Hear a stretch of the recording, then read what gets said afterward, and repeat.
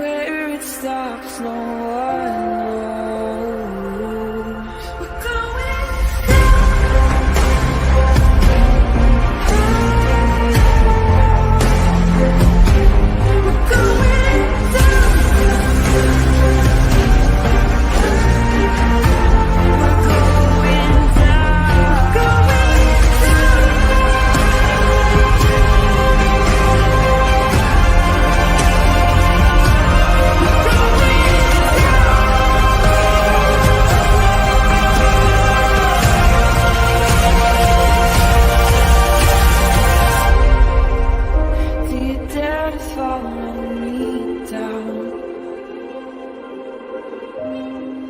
head into the unknown.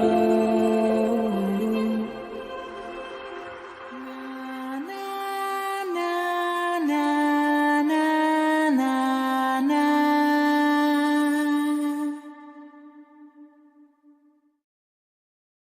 Well, hello, everybody. Happy Valentine's Day.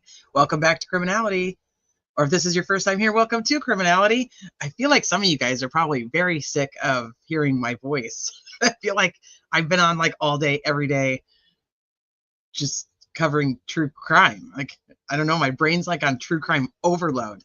But I am happy to be here with you guys. And we have a couple new documents in the Delphi case to take a look at. I will say that I have not read them. I have seen a few highlights, so there's a few things I know, but I have not read them because I was live all day covering a trial out of South Carolina. So I'm a little bit behind on reading the documents, but that way you guys get to see a raw reaction as I read them to you. So let me say hi to you guys, and Sleuthy is going to come up when she has the link. She knows she can come up whenever she wants to. So let me say hi to you guys, and we can get started. I hope you guys are enjoying your Valentine's Day. If you don't have a Valentine, you can always be my Valentine. Just saying. What's up, Debs? Hi, Serendipity. Hi, Spoogies. Hi, Janet. Judge Jessica. Law Junkie. I know, it's like Boswell, Rose Petals, Delphi. Oh my. It's like it's like a never-ending. How people on YouTube, like creators and stuff, like do this like all day and they like stay on all day, all the time. I couldn't do it. There's just no way. I'm like, my butt hurts from sitting in this damn chair for so long. It ain't gonna happen. Hey, Brittany. Hi, Chris. Hi, Cleveland. Hi, Journey. What's up, the Royal We? Hi, Carla. So he's like, I'll be everyone's Valentine. Hi, True Crime Fan. Is there no way to get sick of... Oh, there's no. Thank you. I think that people would probably disagree. Hi, Hucklebilly. Oh, hey, name change. I like it. I'm going to have to try to remember it now, though. Hi, Angel. Hi, Ems. Hi, We Gobshite. Hi, Samantha. Let me see. Let me go back up here. Joanna. I think I said hi to Joanna. What's up, Debs? Serendipity. I think I said hi to you, too. I think I didn't go up far enough yet. Hi, Christy. Hi, Janet. Hi, Teresa. Hi, other Teresa. Ooh, the Teresas are in the house. Let's go. Snappy, snappy. Hi, Lily. Hi, LB. Happy Valentine's. Hi, Princess Buttercup. Happy Valentine's. Legal Lacey. Long time no see. I know. I feel like we live together now. What's up, Unindicted? Hi, Boo. Hi, Post Punk. Ooh, let's go. Let's go. BG OG. So the trial we're covering, I actually gave you a little shout out yesterday because I was like, hey, BG the OG now has to be BG the OG's OG because the trial we're covering has a bike guy, has another BG in it. It's crazy. It's crazy. It's crazy. Hey, Baby Bill. Hey, Karen. Hi, Chelsea. What's up, Nancy? Hi, Indiana girl. All right. Hey, Shaz. I thought I saw Who Dis when I was popping in earlier. Mr. Scott. I feel like I should say it like how they do in like Matrix with like Mr. Anderson. Hi, Sleuthy. Hi. I'm driving home. Okay. All right. Well, I'm not ready to read you. I was just saying hi to everybody anyway. So. Oh, hi, Fiend. What's up, Richard? You dropped the eggs. What's up, Free Ricky Bay? Hey, Wheel B. Good to see you. A rare occurrence to come hang out on an actual true crime channel. Hi, Oksana. Let me see. Hey, CO Mama. Who else I miss? Delphi Nipple. You're the Delphi Nipple 48, formerly Free Karen Reading 48. They did that last live. The nipple. Feeling inspired. Freaking nipples. We are working on a spreadsheet for that whole list still. And we just haven't, we haven't we've made a dent, but there's still a lot to go through, and connections and people and whatnot. What's up, Cool Whip? Okay, let's see. All the cranks are here. Well, I think we're missing a few, but they'll mosey in when they're ready. All right, so let's see. We do have, oh, is Travis here? Happy Valentine's again, Travis. Oh, goodness. Okay, so we have, I know of 2 new documents. Is there any more that have dropped that I'm unaware of? As long as you have the one that I sent you earlier, that's most important to me. Okay. Oh, that's funny. Okay, let's see. Where the hell is it? There it is. I don't even know how to work this shit anymore. What's up, Jen? I think the other Jen was in here earlier too. I think I missed that. Okay, so this one is the defendant's verified motion to strike the state's response to the motion to correct error. Very wordy. So let's clarify what this actually is. We know that we had the motion to correct error. It's the one that we read through that has the information about seeing the white van and what time they saw the white van on the video from the neighboring home. It's got the information about the cell phone. It's got the information about Ron Logan and Reese Davis. And it's got the information about the fact that Richard Allen's wife, Kathy, had actually hired an attorney prior to the court dates. So that was like the main points of that. Then we read through Nick's response to that, which he essentially just gaslights the entire thing, attaches some exhibits, and then in the exhibits, we don't get those to the next day, so we do another live to cover those, cover all the exhibits, and in there, he's actually dropped 3 photos of the crime scene, which show the alleged cell phone of Libby German. So now we get that, and am I calculating dates right? What day does Goal have to? I guess she doesn't technically have to. If she's going to respond, what's the date? Hey, Andy, what's the date that she has to respond by if she chooses to respond? We figured it out, and now I cannot think of that date.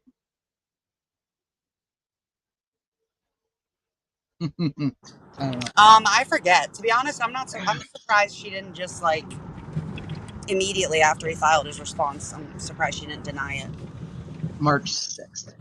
I think she's just going to ignore it, but that's me. So now here we are with the defendant now is responding to Nick saying, hey, we want that entire, not necessarily responding to Nick, but responding to the court saying, hey, we want everything that Nick said, like, strike it all. So we're going to read through this. Like I said, I've seen some highlights, but I have not actually read it. So let me get this down. Thank you, Tammy. All right, let me turn this off.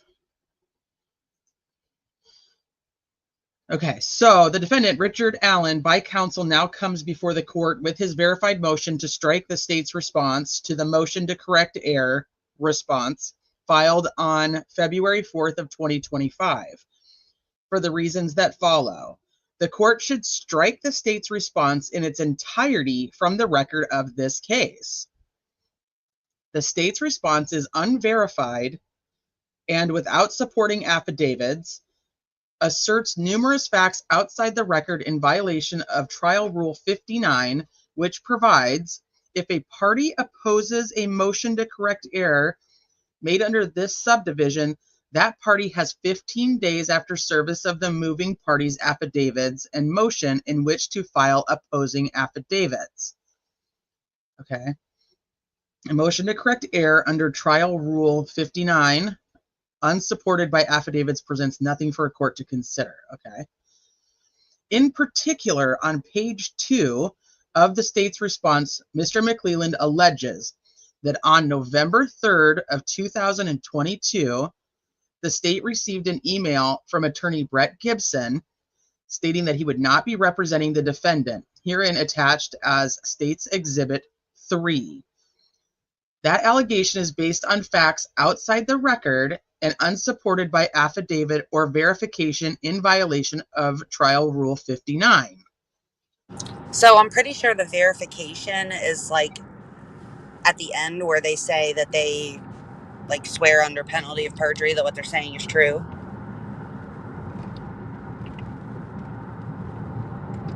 I'm pretty sure. Because I'm pretty sure none of Nick's motions have that. Right, and it's also not supported by an affidavit from Brett Gibson saying, hey, this is a fair and accurate representation of what I wrote. Right. And when I sent it. So we can just, I mean, I'll pull that up too, just in case.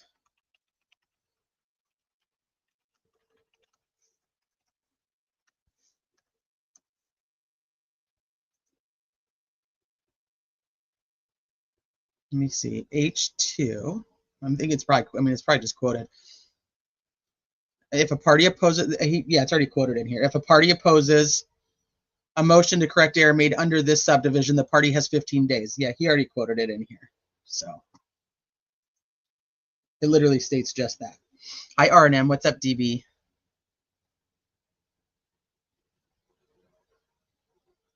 In particular, on page 2. Okay, we read that part. So on pages 7 and 8 of the state's response, Mr. McClelland alleges the defense received the van video and any information pertaining to Ron Logan included in Mr. Allen's motion to correct error on January 30th of 2024. That allegation, Mr. McClelland asserts, is supported by State's Exhibit 7, a discovery release. These allegations are based on facts outside the record and unsupported by an affidavit or verification in violation of Trial Rule 59. So again, he's just saying we did it and showing that document, but there's nothing supporting that it's under penalty of perjury or that there's an affidavit from the person who actually sent it or received it. There's no document supporting that actually transpired, and since that's outside, and that's technically outside the record. Okay, on page 8 of the state's response, Mr. McClelland says that Reese Davis was interviewed by law enforcement, which he was, as shown by defendants' exhibits 4A, 4B, and 4C. But Mr. McClelland also says Mr. Davis requested a polygraph examination, which he failed miserably.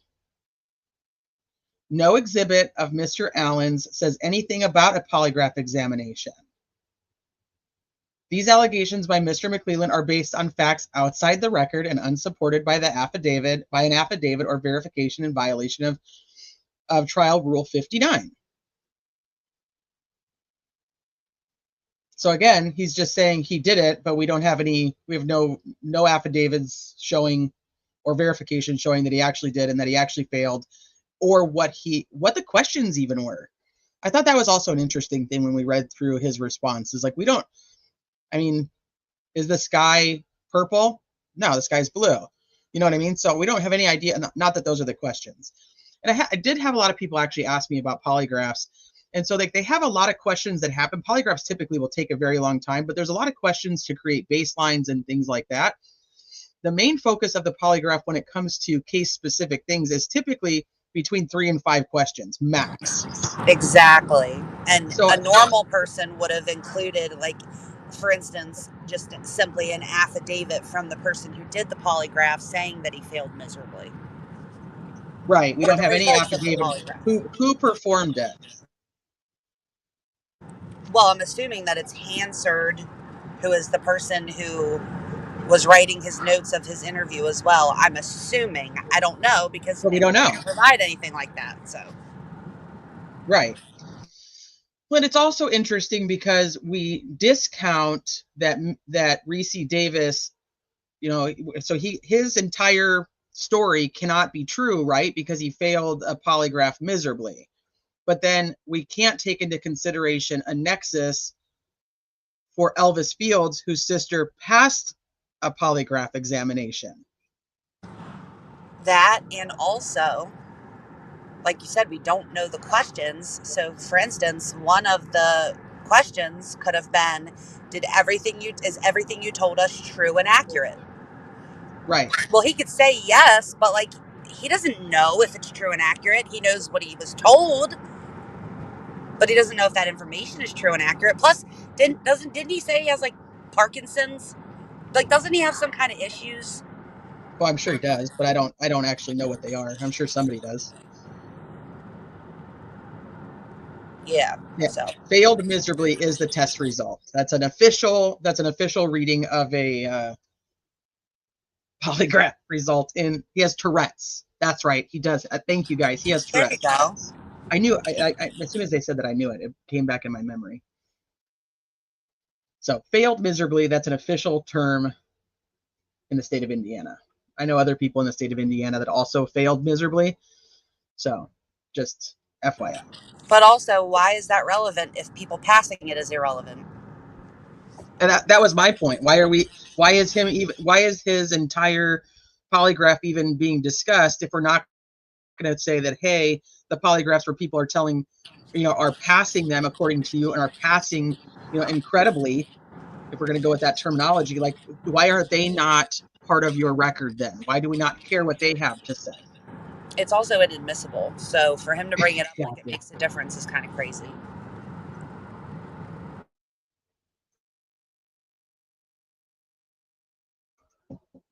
Okay, so no exhibit. I think we did this one. So the allegations by Mr. Queen are based on facts outside the record and unsupported by an affidavit. So it's just like, hey, Mr. Davis took this polygraph and he failed miserably, but nobody besides me is going to tell you.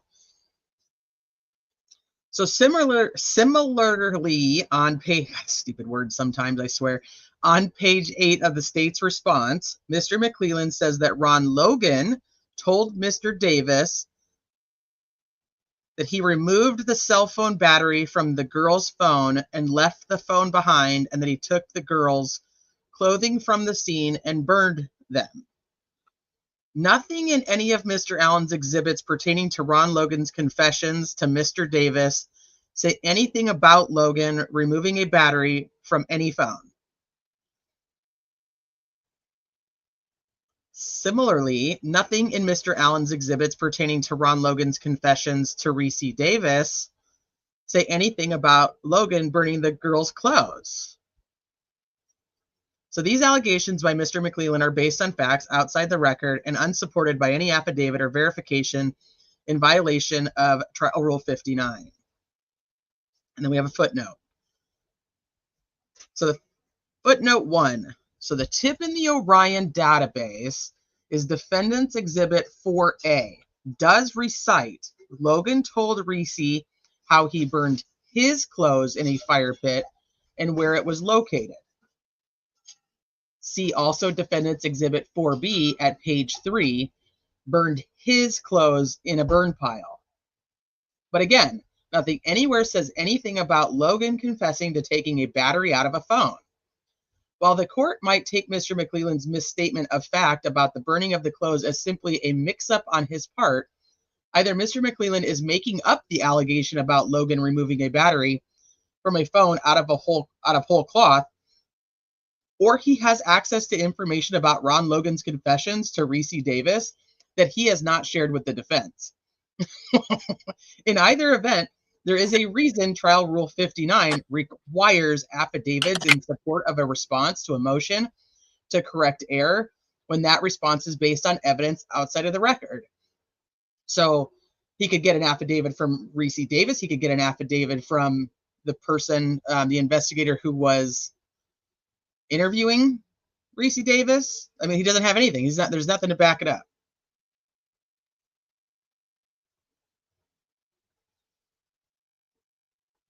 And so, yeah, so he's like, so they're like, okay, court, if you want to just say, oh, oopsie, he misspoke, just like he said the phone was under Libby when it was actually under Abby. You want to just say he misspoke and said that Ron Logan burned the girl's clothes instead of his clothes, then where the hell does he just get off just coming out with this Logan removed a battery out of all, out of thin air? It's all willy-nilly just throwing it around in his response when nobody ever brought that up. And Yeah, then it's a this lot of misstatements, if that's what he was going to try to claim. right. And then they're alleging like, hey, if that's the case, that none of that is, you're saying that this is all turned over to the defense. Well, that's not turned over to the defense. So where is that information even coming from? You can remove the battery with a little pin thing, and then the battery comes out, because you can replace the battery. It's just not like a pop it on and off kind of thing like the old school flip phones. Hi to everybody that's popped in that I did not get to say hello to individually, but thank you guys for being here. Just to catch everybody up, I have not read this yet. This is my first time reading through it, so I'm kind of just absorbing it as I go. So also on page 8 of the state's response, Mr. McClelland says, no evidence places Ron Logan at the scene of the murders. Well, we had a problem with this when we read it. This allegation by Mr. McClelland is based on facts outside the record and unsupported by an affidavit or verification in violation of Trial Rule 59. On page 9 of the state's response, okay, so because it's just going with the simple, that wasn't even, there's nothing, you have nothing to support your claim here. It's also, the opposite is true. Because Well, there yeah, was evidence. I thought we were going to go into that, but since I guess he's saying, he's just sticking with the fact that this wasn't in, you have no affidavits or anything, so it's not, there's no facts inside the record. You're just going all willy-nilly off on your own again. I thought we would go into, hey, well, there's obviously some type of evidence if we have the FBI writing search warrants based on the fact that his phone is in that area at the time, but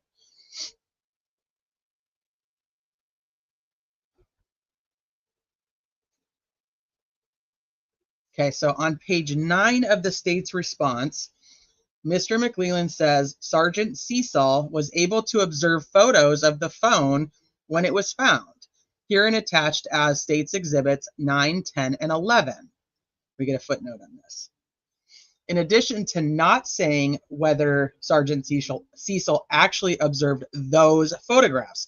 Again, there's no affidavit from Cecil saying, yes, those are the photographs I observed and why I came up with my conclusions. This allegation by Mr. McClelland is based on facts outside the record and unsupported by an affidavit or verification in violation of the Trial Rule 59. Let's go to the footnote real quick. So footnote number 2, the court might want to consider whether to, I did see this one. The court might want to consider whether to hold Mr. McClelland in direct criminal contempt for publicly filing crime scene photographs the court ordered sealed at Mr. McClelland's own request.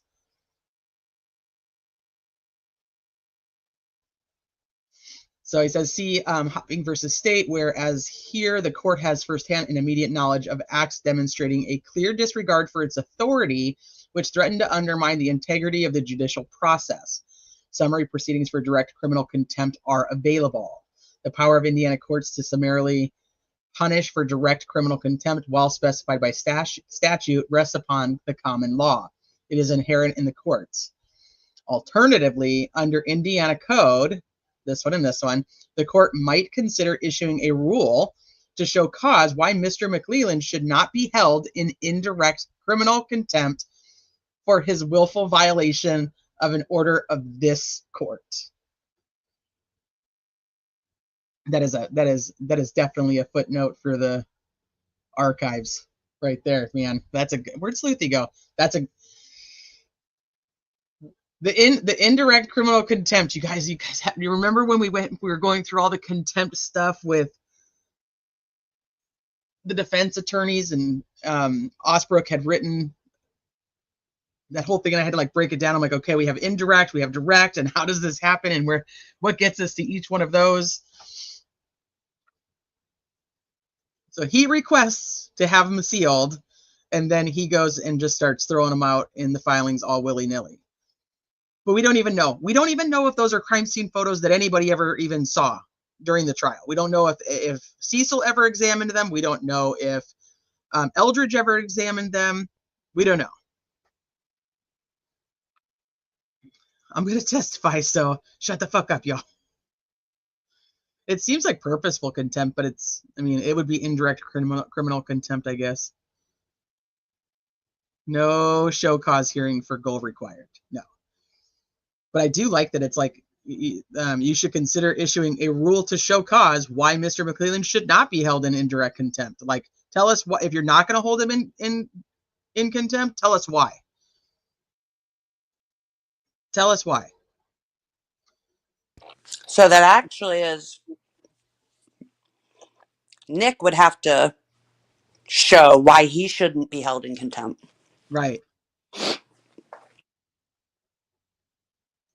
Like, yeah, legally what you did was okay. You tell us how and why.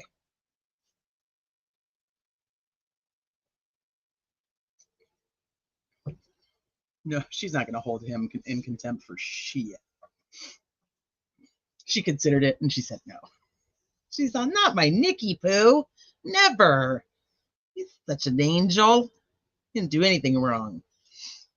Okay, so in addition to not saying whether, we read that part. Also on page 9 of the state's response, Mr. McClelland alleges that Sergeant Cecil's testimony that the quote-unquote log entry on LG's phone reflecting the headphone behavior could have been caused by a malfunction due to dirt or water in the headphone jack was based on his knowledge and experience as a forensic phone examiner. Sergeant Cecil's trial testimony about the possible effect of dirt or water in the headphone jack was based entirely on a Google search performed during a break in Mr. Allen's trial. The allegation that Sergeant Cecil's opinion, quote unquote, then had anything to do with his knowledge or experience is based on facts outside the record and unsupported by an affidavit or verification in violation of Trial Rule 59. Again, you got nothing saying that Cecil is, no affidavits from Cecil saying, oh yeah, I totally knew that and I didn't even have to Google it, which would then put him in perjury. Yeah, and also if he didn't have to, if he already knew it based on his knowledge and experience or whatever, then he would have known for years what that was, Right, rather because it's on his than report. It's on his reports. Mm-hmm. And he said he always saw it but didn't know what it meant. Okay. Freaking Nick. On page 10 of the state's response in subparagraph 4L, Mr. McClelland says, there's nothing in the logs, reports, or extractions that would indicate whether or not the phone had some kind of water damage because that kind of damage is not registered in the logs. Reports or extractions of the phone, whether or not there was water damage, can only be determined by physically examining the phone. So Mr. McClelland is not an expert and attempts here to testify as if he were one. This pleading is, oh God, I fucking love it, calling him out. This pleading is not his first attempt at trying to be an expert. It really isn't. Every single allegation of this subparagraph quoted above is based on facts outside the record and unsupported by an affidavit or verification in violation of Trial Rule 59.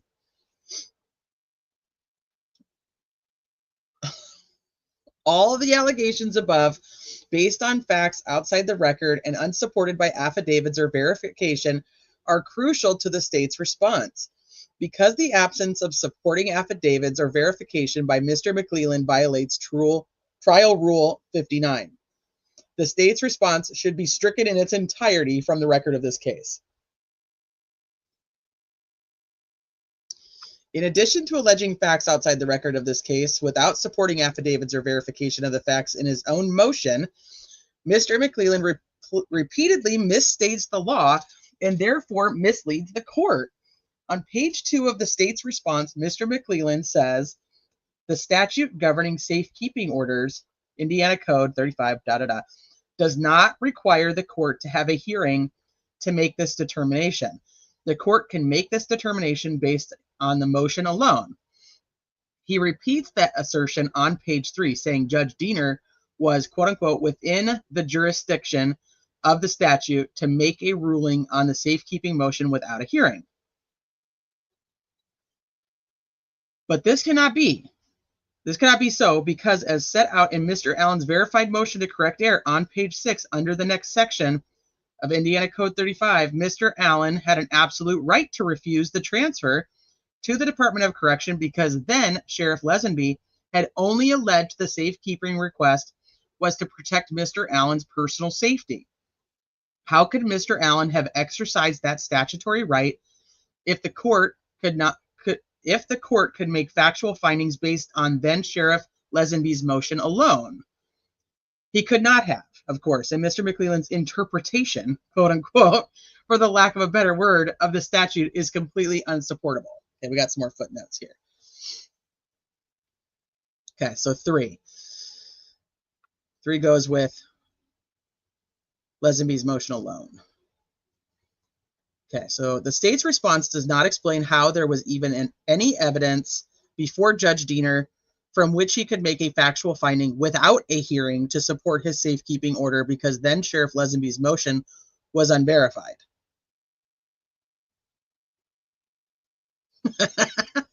Yes, serendipity? Yes. Happy Valentine's Day.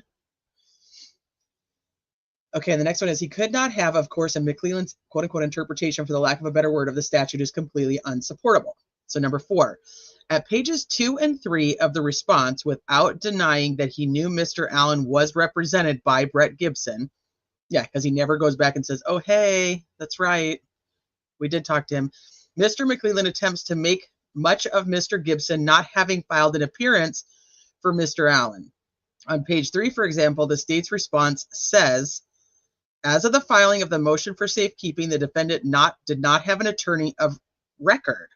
This complaint should strike the court as odd because Mr. McClelland appeared at Mr. Allen's initial hearing on October 28, 2022, and filed the state's verified request to prohibit public access to a court record the same day. With no service of that motion on anyone, of course, even though he knew Mr. Allen was represented by Mr. Gibson. Well, that's a whole nother one.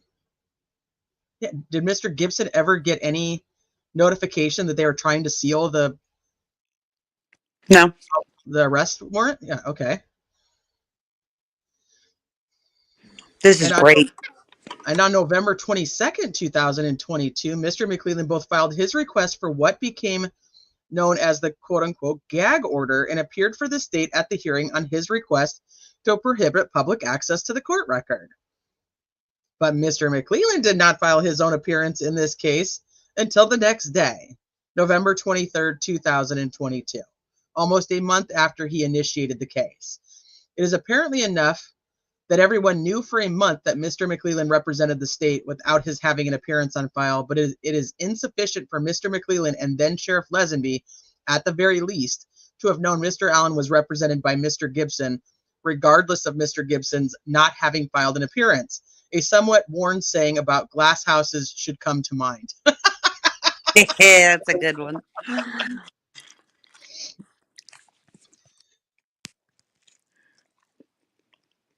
All right, let me go back up.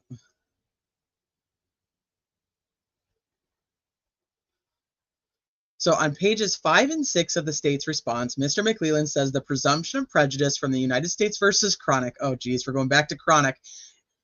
No, at least it's spelled correctly. Is only applied in cases of a non-representation throughout the entire case. Smith v. Brown. Apparently, Mr. McClelland is unacquainted with footnote 25 of Chronic, which unambiguously says, quote, the court has uniformly found constitutional error without any showing of prejudice when counsel was either totally absent or prevented from assisting the accused during a critical stage of the proceeding.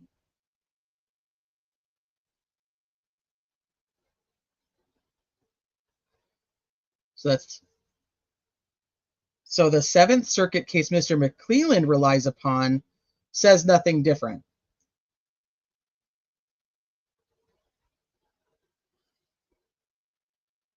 In Chronic, the court explained that presuming prejudice would be appropriate in the face of a complete denial of counsel or denied at a critical stage of the litigation.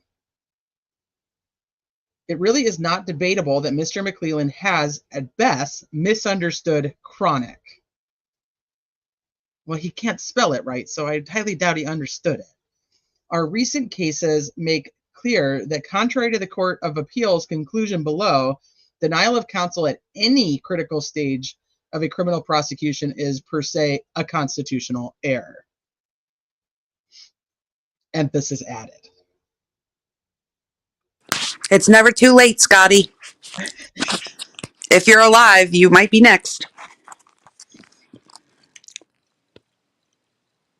Carry on, Teresa.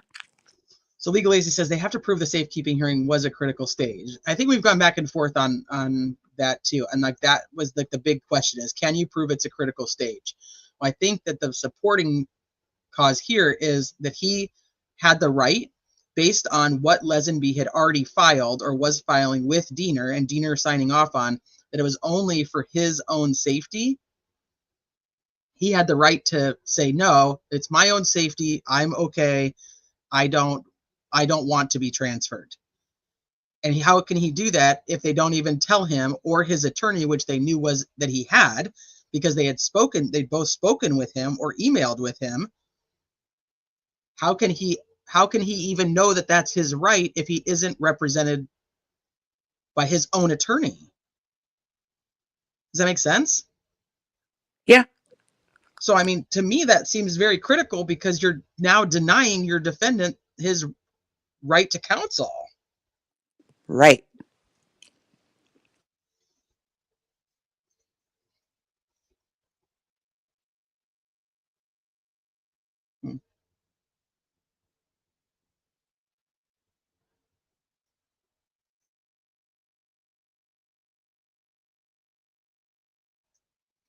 Okay.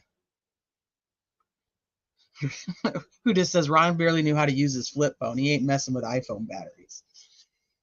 See, I think that's, it's very possible, but I think it's neither here nor there. I think the whole point would be, does the state actually have information saying that Ron Logan told Reese Davis that and then never actually told the defense team? Deposed Diener. I mean, he straight up ignored the fact, like you said, that he had, or that he knew that Rick had an attorney.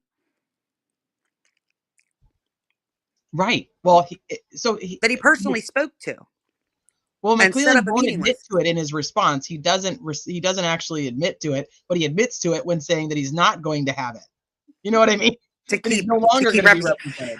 Exactly. I remember we were talking about that. I was like, okay, so when you got that random email from an attorney you had no clue about, why wouldn't you say, huh?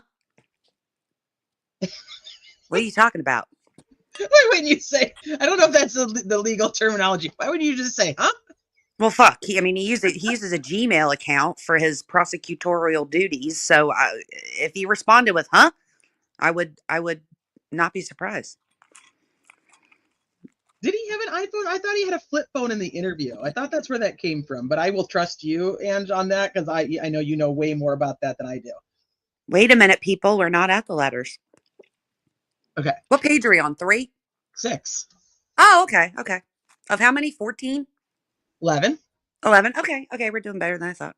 All right. Go ahead. Okay. On page 6 of the state's response, McClelland calls the van video Defendant's Exhibit 3A. Okay, hold on. On page 6 of the state's response, Mr. McClelland calls the van video Defendant's Exhibit 3A, at best impeachable evidence. That is not so. Agent Pohl's testimony about a prior inconsistent statement by Brad Weber would have been merely impeaching the van video. Would have been merely impeaching. Which they weren't allowed to do because she didn't let him appear virtually. But go ahead. Right. The van video is substantive evidence of when Brad Weber arrived home in his van. See Pritchard versus State.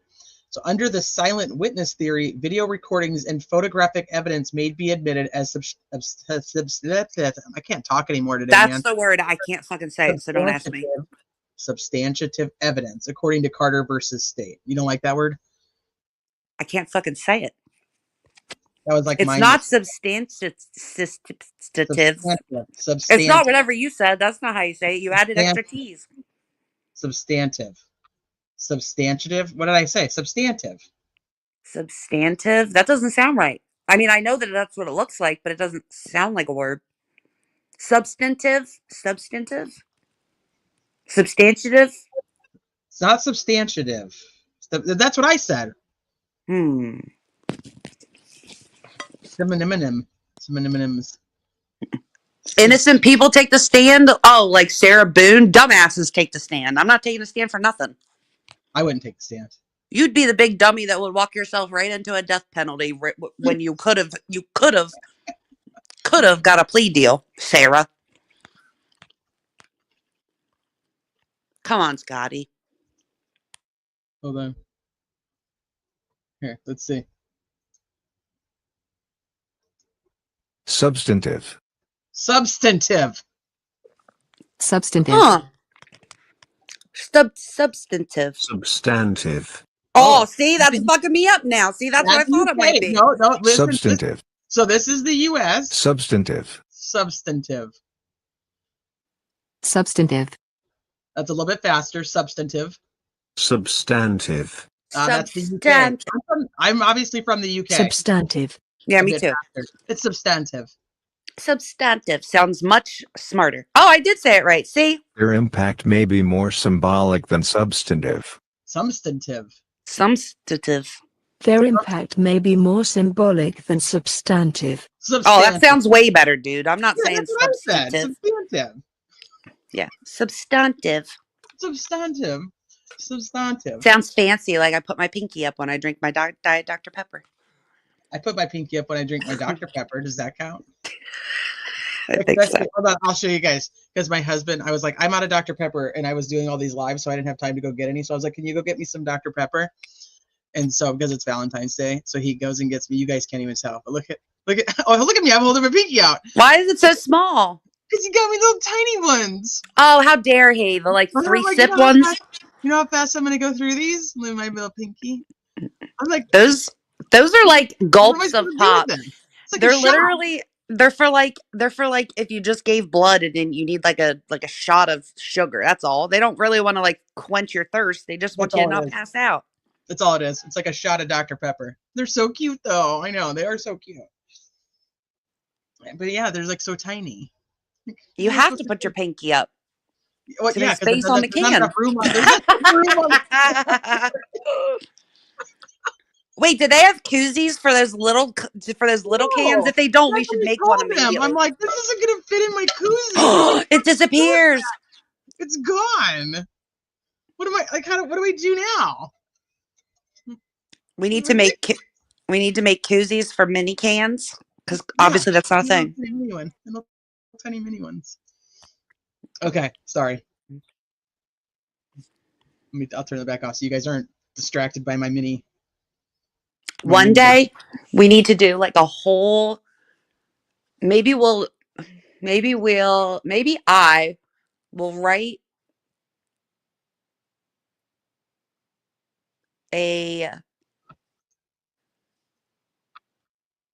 my brain just gave up on me.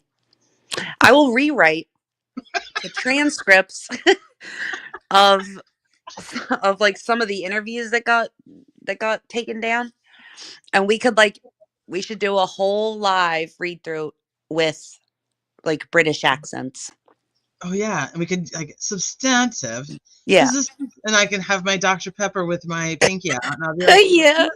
It was a substantive task for Sleuthy Goosey to undertake the rewriting of the transcripts.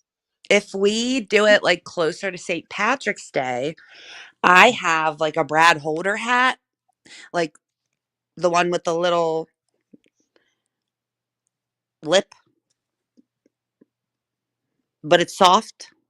Oh, like the little pipe hats. Like I don't know. I think guys are smoking pipes when they wear those. I have no idea why, but that's what they look like to me.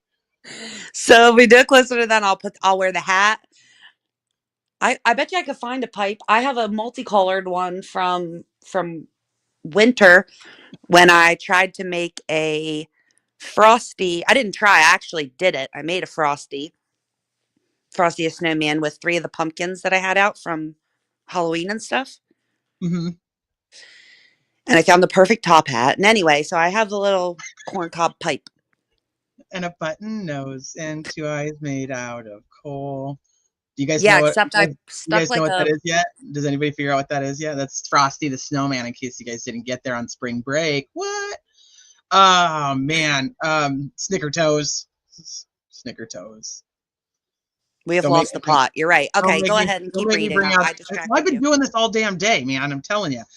So Hella, I did not know. I haven't paid attention to anything because I was covering the trial all day, and so I just created the live for when I was coming back. I didn't pay attention to anybody's live times, and so I'm very sorry if I screwed that up.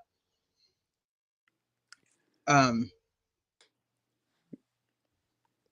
me see. All right.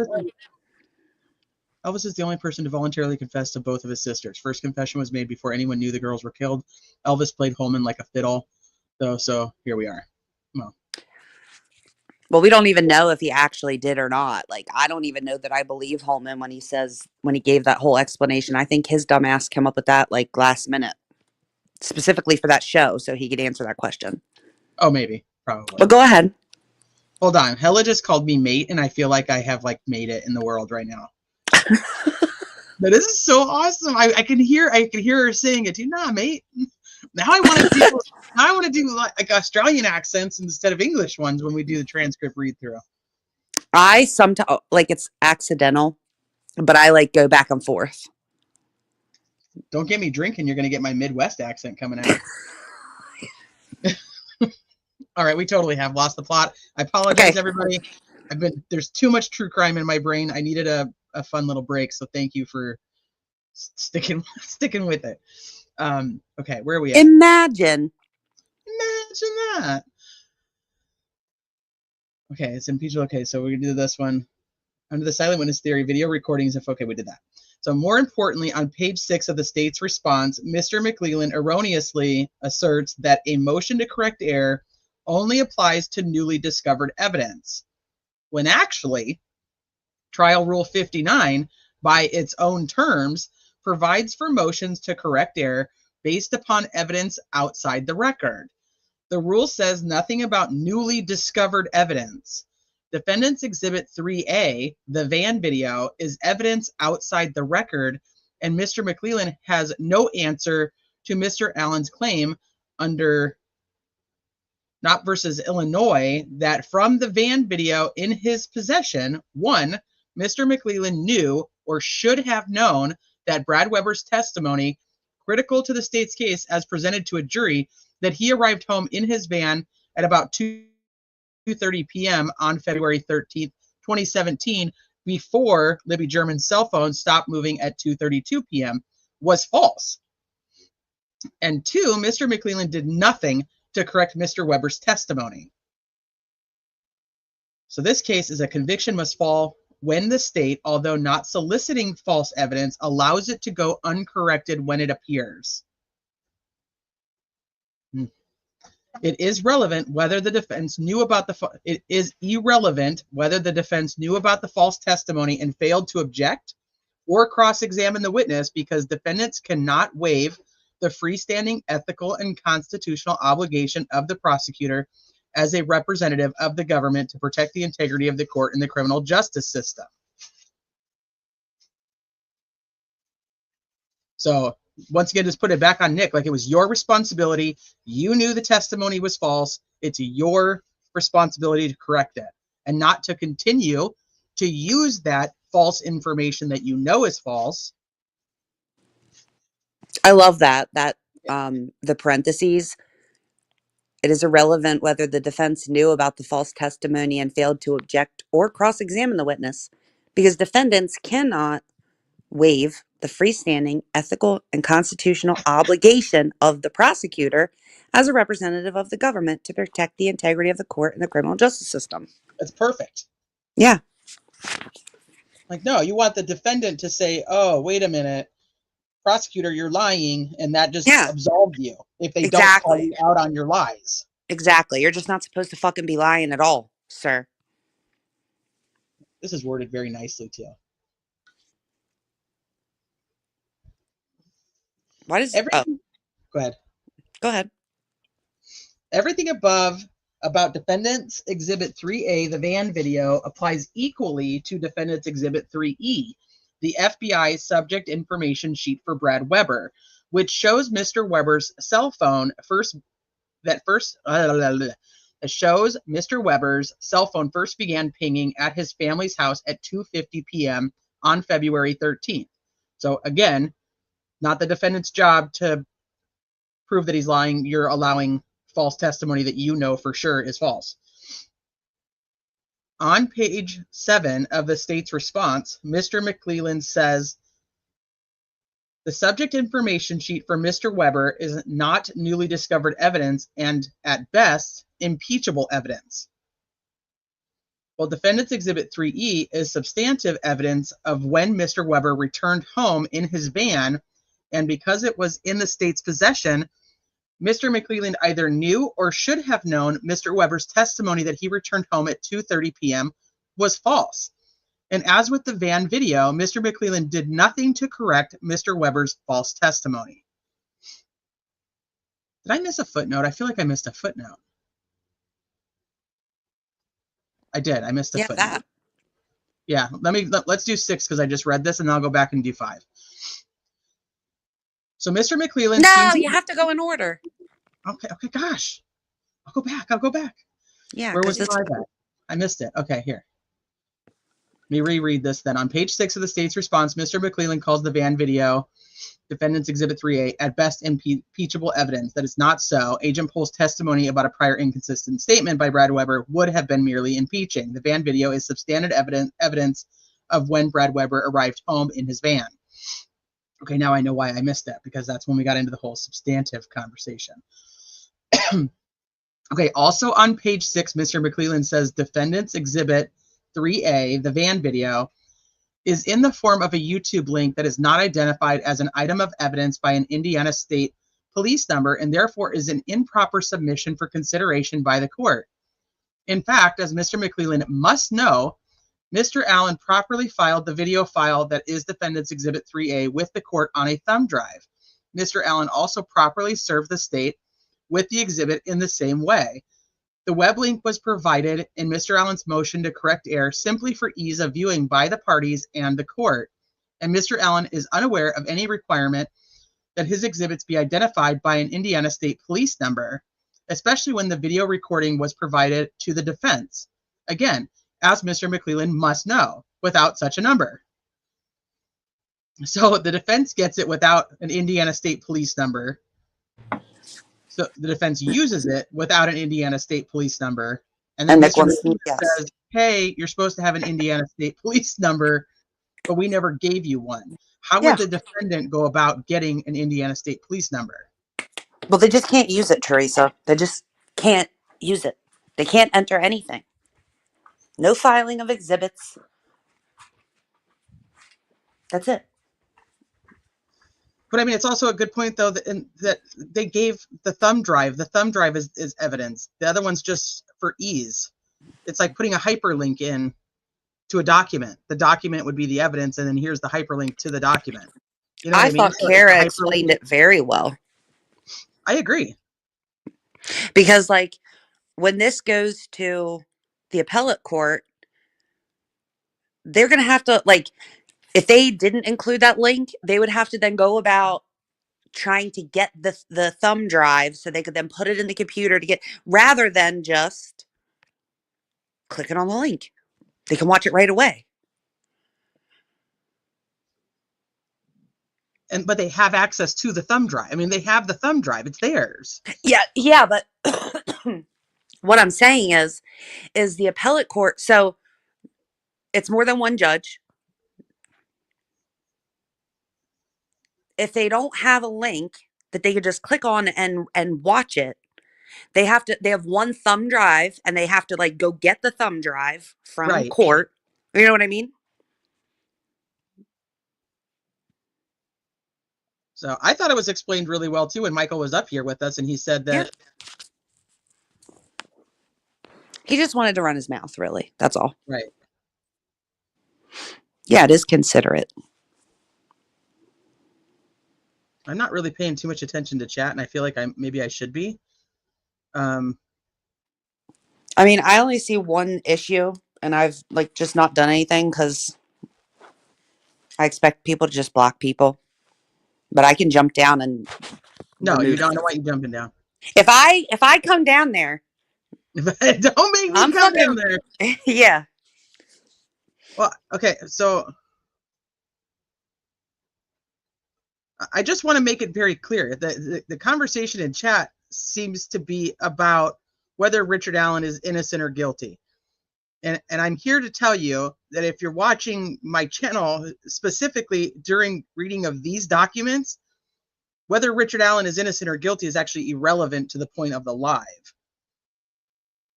So I think that we're getting off topic for the purposes of just trying to prove whether we think he did it or not and to be right. And I'm telling you right now, I don't care what you think. You can think he did it or didn't do it all you want to, but you cannot come in and try to convince everybody else of your opinion in that way. So I don't, it's the whole point is that what happened in the case of the state of Indiana versus Richard Allen is unethical. It goes against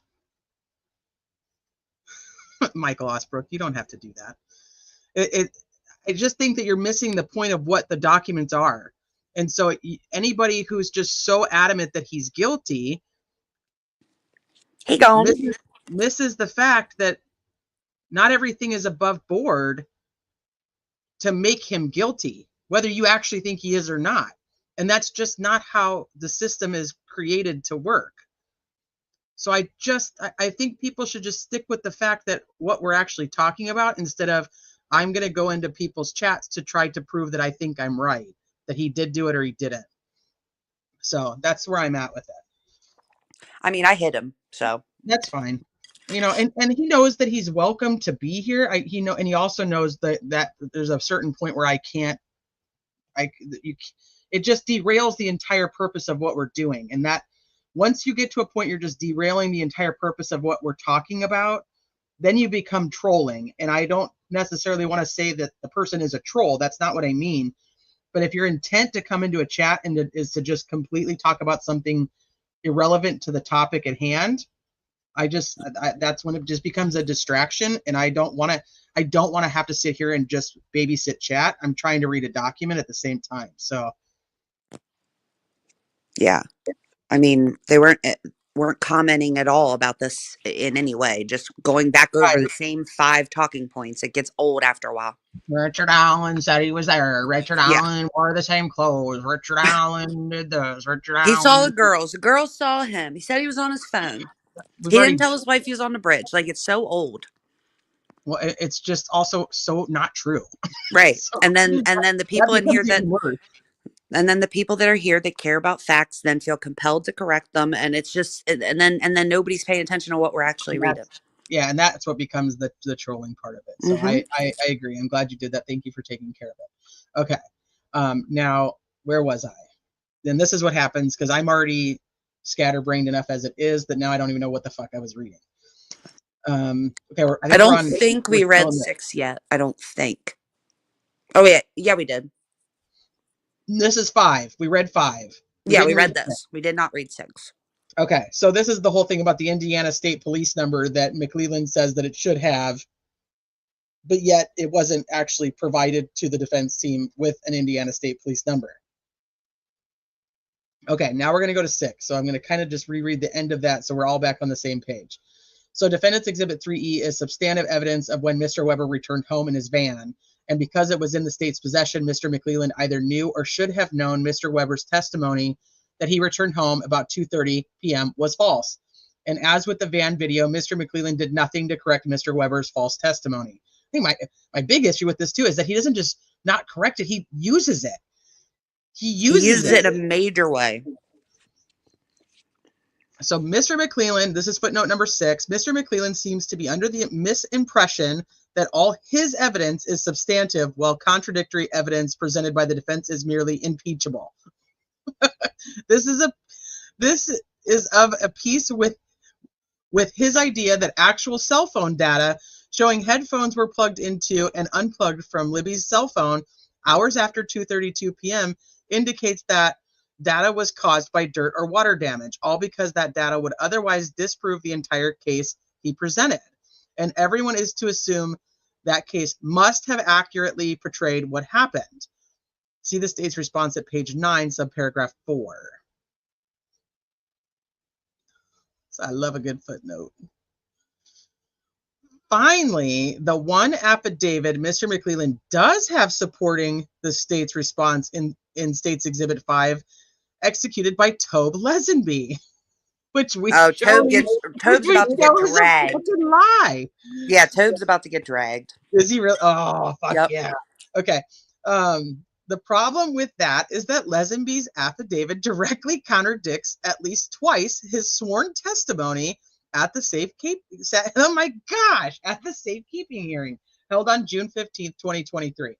First, in his affidavit, Lesenby says that Mr. Allen was transferred to the White County Jail on October 28th, 2022 because of overcrowding at the Carroll County Jail, State's Exhibit 5. At the safekeeping hearing in June of 2023, Lesenby explained that Mr. Allen's transfer to the White County Jail as follows. So the question, I believe it was Rosie that was questioning him. And so tell the court what arrangements you made to have him placed in White County. Nom, nom, nom. Donuts, Nom, donuts, nom, nom, donuts. Donuts. Nom, nom, nom, nom. Answer: just a matter of simply having direct communication with Sheriff Bill Brooks and explaining my concerns of potential safety and security of our facility and ask him if he could temporarily hold Mr. Allen for us. Question: okay, and you were confident that Mr. Brooks and his facility was adequate to hold him on a temporary basis? Answer: at that time, yes. Nothing about, well, we didn't have room for him, so we hooked up with our buddy over here, Sheriff Bill Brooks, and said, hey, we don't have room for this dude. Is there It any gets better. chance you can just hold him for us? Oh, okay. There is not a word about overcrowding at the Carroll County Jail being the reason for Mr. Allen's transfer to the White County Jail. In his affidavit, Lesenby also says that Judge Diener at no time gave me legal advice on the motion pertaining to safekeeping. In State's Exhibit 7. In the first instance, Lesenby is not competent to say whether Judge Diener gave him legal advice. In the second, Lesenby unambiguously said Judge Diener adjusted the language in Lesenby's safekeeping motion. Here we are, back to the safekeeping hearing. I'm so glad we requested all of these transcripts. This just makes my day. So question, all right, and is that the motion that I've just alluded to that was filed by you, signed by you, and filed back in November of 2022? He says, yes, sir. Question, did you draft this motion yourself? We read all this when we were reading through his bullshit anyway, but this is just so interesting. Actually, I had presented a similar motion to request, I should say, to the court. And as I recall, the court had actually come up or provided this particular document. Question. Okay, so let me see if I can ask a more direct question. Did you prepare that motion in your office on a computer, essentially? Answer. I prepared a similar motion to this. Again, the wording was adjusted by the court.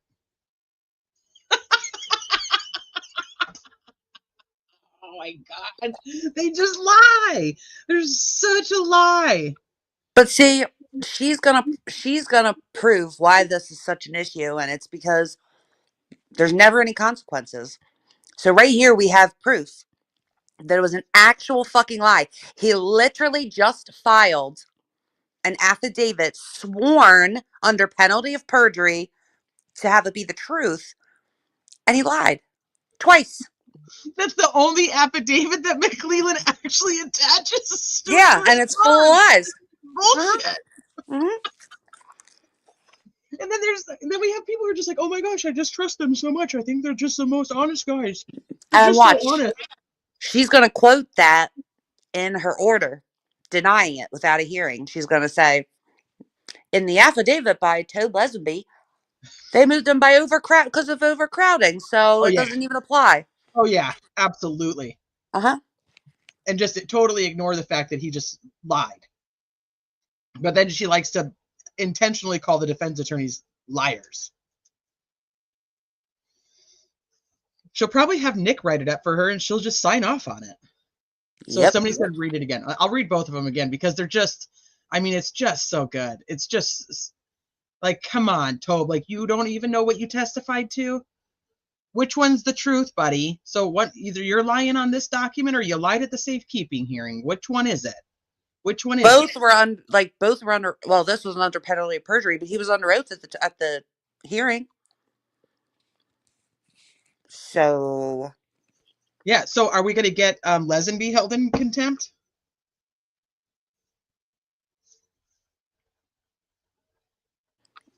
go ahead, read it again. Okay, so here. So his affidavit that was attached to Nick's response says Lesenby says that Mr. Allen was transferred to the White County Jail on October 28th, 2022 because of overcrowding at the Carroll County Jail. But yet during the safekeeping hearing, he actually states it was just a matter of simply having direct communication with Sheriff Bill Brooks and explaining my concerns of potential safety and the security of our facility and ask him if he could temporarily hold Mr. Allen for us. Which one is it? What is it? Was it overcrowding? You just want it to be overcrowding now because somebody called you out on not having a safekeeping order to move him to White County when you actually stated that it was due to safety issues, and now you don't want that. So it's like, no, we didn't need that. We didn't really need that because it was just due to overcrowding. Dude, as soon as I saw that affidavit saying that it was overcrowding, I knew exactly what it was hitting for. And that's exactly what they were trying to do, was find the only reason that what was in that motion to correct error wouldn't apply. So they tried to put it in there like nobody was gonna see. This was my problem with the trial. Okay. In a sense that something like the box cutter thing, when it got brought up suddenly. And if you remember, I said, not everyone's brain works the way that like ours do, where the second we would have heard, if we had viewed all the discovery, the second we would have heard the word box cutter, it's like a That's So Raven moment where you like stare off for a second and you're like, holy fuck, where did I see that at? Oh, I saw it because Reese Davis, who said that Ron said that. You know what I mean? And then like snap back to it and you're like, hey, right, I've seen this somewhere. Like they don't work that way. And so they really thought, by that I mean Nick really thought, probably Tobe don't even remember what he testified to. Nick really thought that putting that in there, that nobody was going to question it. Nobody was going to remember what his dumbass said in June of 2023. And unlucky for him. See, it's funny because you thought of the overcrowding, and as soon as I read it, I immediately thought of the next one. Here, this is exactly what I thought of. He's a liar. Okay, so just to kind of to recap this one. Lesenby says that Judge Diener at no time gave me legal advice on the motion pertaining to safekeeping. That's what he says in his affidavit. But in the safekeeping hearing, he actually says that he prepared a similar motion, but the wording was adjusted by the court. I think there's another line after this that I think we read. There is. He said, and who's the court? And he says Judge Diener. Judge Diener. Yeah, he's like to clarify who the court is. and it's Judge Diener. Yep. And so immediately, as soon as we saw this exhibit, I was like, that doesn't make any sense. That's not what he said. Okay, so that's the two big ones. Two big lies in the only affidavit attached to Nick's response. Fucking Lesenby. Okay, Judge Diener also asked Lesenby to sign the safekeeping motion, which Lesenby did. Leaving aside the improper ex parte communications between Judge Diener and Lesenby, adjusting the wording of a motion to be filed in his court and on which he would be ruling, obviously constituted both reviewing and drafting a document, which Indiana Judicial Indiana Judicial Conduct Rule 3.10 prohibits, except when done for family members, which is still weird, but okay. And reviewing and adjusting the wording of a motion is most fundamentally the giving of legal advice. Yeah. The part where it says that Tobe is not competent to say whether he was given legal advice, that just started the whole dragging. It did. It was like you get two options It here. got worse after that. Where did it go? Where did it go? Where did it go? Oh man, where is that? Because that's perfect. It's like, okay, either this guy doesn't he's such a fucking idiot that he doesn't know that he was receiving legal advice. Yep. Or Right there. is it? Let me see. Oh yeah, in the first instance, Lesenby is not competent to say whether Judge Diener gave him legal advice. In the second, he's essentially lying. Like, here's the truth. Just because you're a cop doesn't mean you know the law. Like, you don't know. Like, cops are not lawyers. No. They don't know what legal advice is. In fact, that's why they have to stop talking to you if you want someone to come in and give legal advice. Because legal advice is like the total fucking opposite of what the police want you to do. That'd be a dumb sheriff. Tobe also said on February 14, 2017, a specialized canine group from Macomb, Illinois, aided in the morning search. Lesenby said Tuesday. I probably know more about the law, about legal matters. Legally, because I've had law training, officially means I could get in trouble for giving legal advice, even though most of what I know comes from personal research. You could do it for family. I don't have any formal legal training, and that makes me both a crank and able to give advice, though I would never do it. Except I will tell you not to send your DNA to those weirdo websites. Hey, hey. Nom, nom, nom, nom, nom. Sleuthie and I will never agree on the DNA. Teresa, I know you love it, but I literally can't. I think it's so good. Like, I think it has a place. I think it's wonderful to use it to discover who remains belong to, so you can give their family peace, so they can finally be put to rest. But a month into an investigation like that, especially when it's not being used consistently, like they used it basically to catch Brian Kohberger. And then don't want to give up anything that should. I personally think that if you're going to use it in that kind of scenario, you should have to have a warrant. But then you have this one that was 7 years old, and they did some kind of something, and that cost $20,000, and nothing. They did a nom nom nom nom nom. Nom nom nom. $20,000 worth of donuts. Oh shit. We could do a whole thing on DNA. I bet we'd get a split chat on that. Nom nom nom. Okay, so leaving aside, I read this. Adjusting the wording of the motion to be filed in his court. Hold on, I don't even know where I was reading. Except when done for family members, I already read that. Constitute the practice of law by giving legal advice. Okay. Mr. McClellan solicited then from Lesenby an affidavit saying Judge Diener had not given Lesenby legal advice when Mr. McClellan knew, or should have known, that was simply not true. It is not all that different from letting Brad Weber's false testimony go uncorrected. And for the record, oh my God, I just had like a flashback of that guy from today that was like, I think he's a pretty good guy, but that's off the record though. While he's sitting on the witness stand. That was really good. That was really good. He was a nice He made guy. my whole day. He was great. So, but on the record, I would like to say that the only thing I wish would have went right here is what I keep bringing up about that recent order where Nick straight up let the Delphi police chief lie to a judge in a bench trial.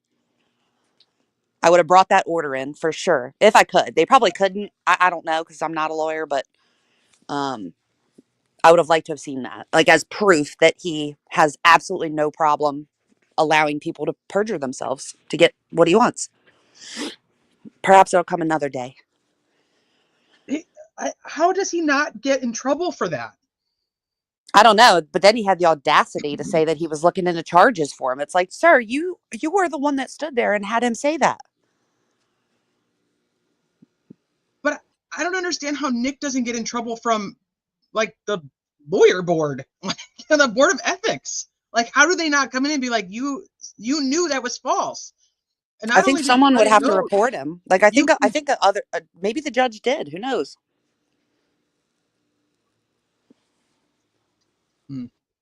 Now we should keep looking just to see. we should.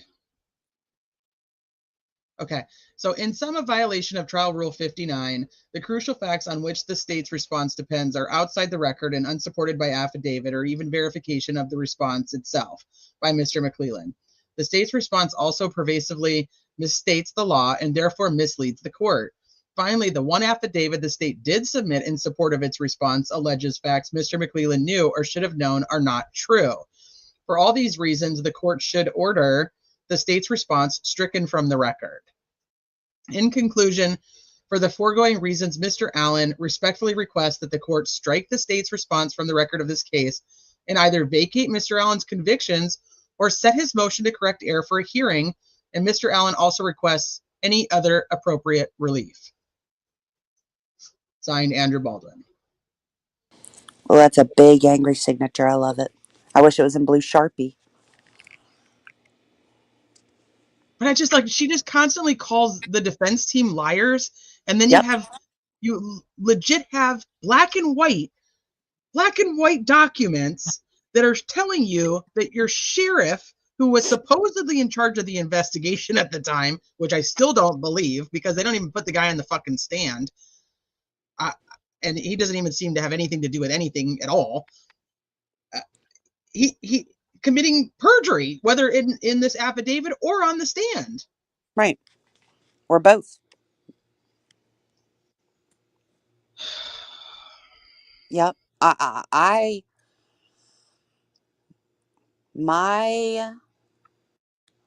with you on that. Like in terms of, and it's not just her that constantly that has repeatedly called them liars, but it's also Nick himself.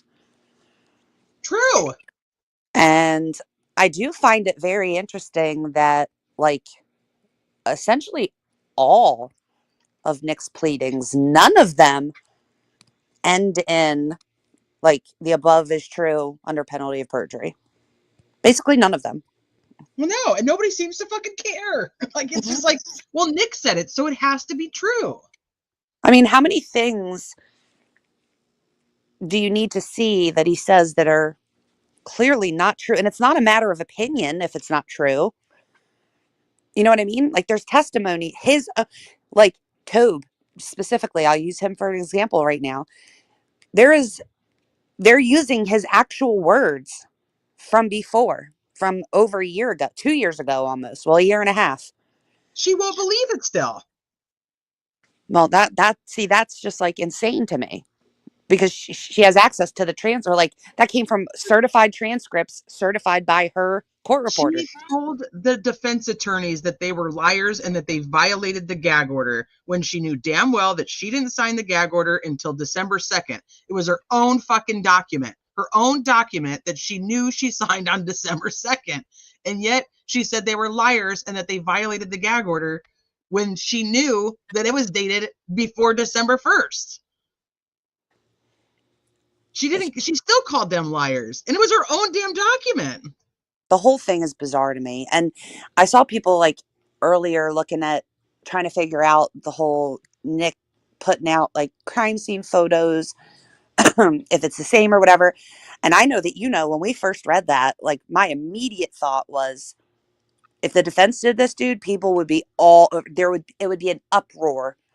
I can't believe after everything, that they put photos from the crime scene in their filing, and put it out publicly instead of under seal, which historically Nick has filed everything under seal. Everything. So he put those out, and people were looking to see like if he had requested all crime scene photos, which would mean quite literally anything that was at the crime scene, period. A phone under one of the victims would constitute the crime scene. So while it's not their bodies, though, you can see one rolled off in the corner. I guess because it's not graphic enough.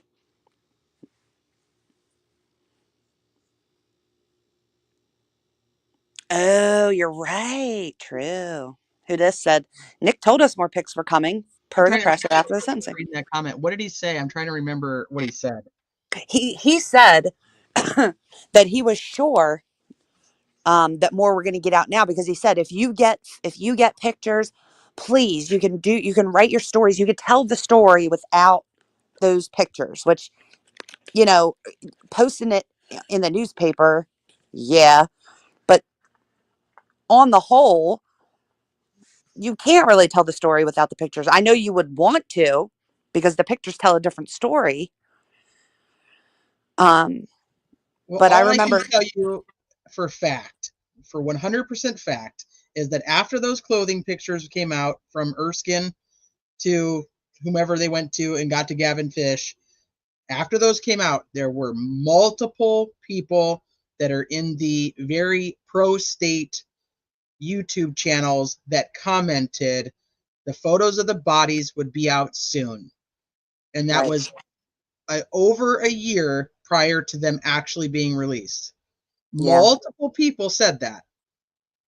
Yeah. And yeah, like Kelt said, if true, then I believe Nikki was setting it up for autopsy pics to leak. I'm serious. When he said that, I immediately thought, with that and the tone and tenor of the rest of the press conference, and apparently the impact statements and whatnot, and then all of their interviews afterwards, I just thought, I just know that another leak is coming, and it will be more widespread. And I think it will be to be like, see, they lost, and now they're just exposing everything. You know what I mean? But It's that really would mean gross, that you but would have to know that those photos were already out there prior to any of this supposed defense leak. also I'm really tired of hearing like that 10 years from now, someone might be researching this and suddenly come across crime scene photos. Like, you can't just type it in and it pops up in Google Images, okay? Pictures of their bodies. Like, let's be so for real. And also, there are a lot of victims whose crime scene photos are public and have been viewed by a lot of people Correct. and put in documentaries. Correct. So,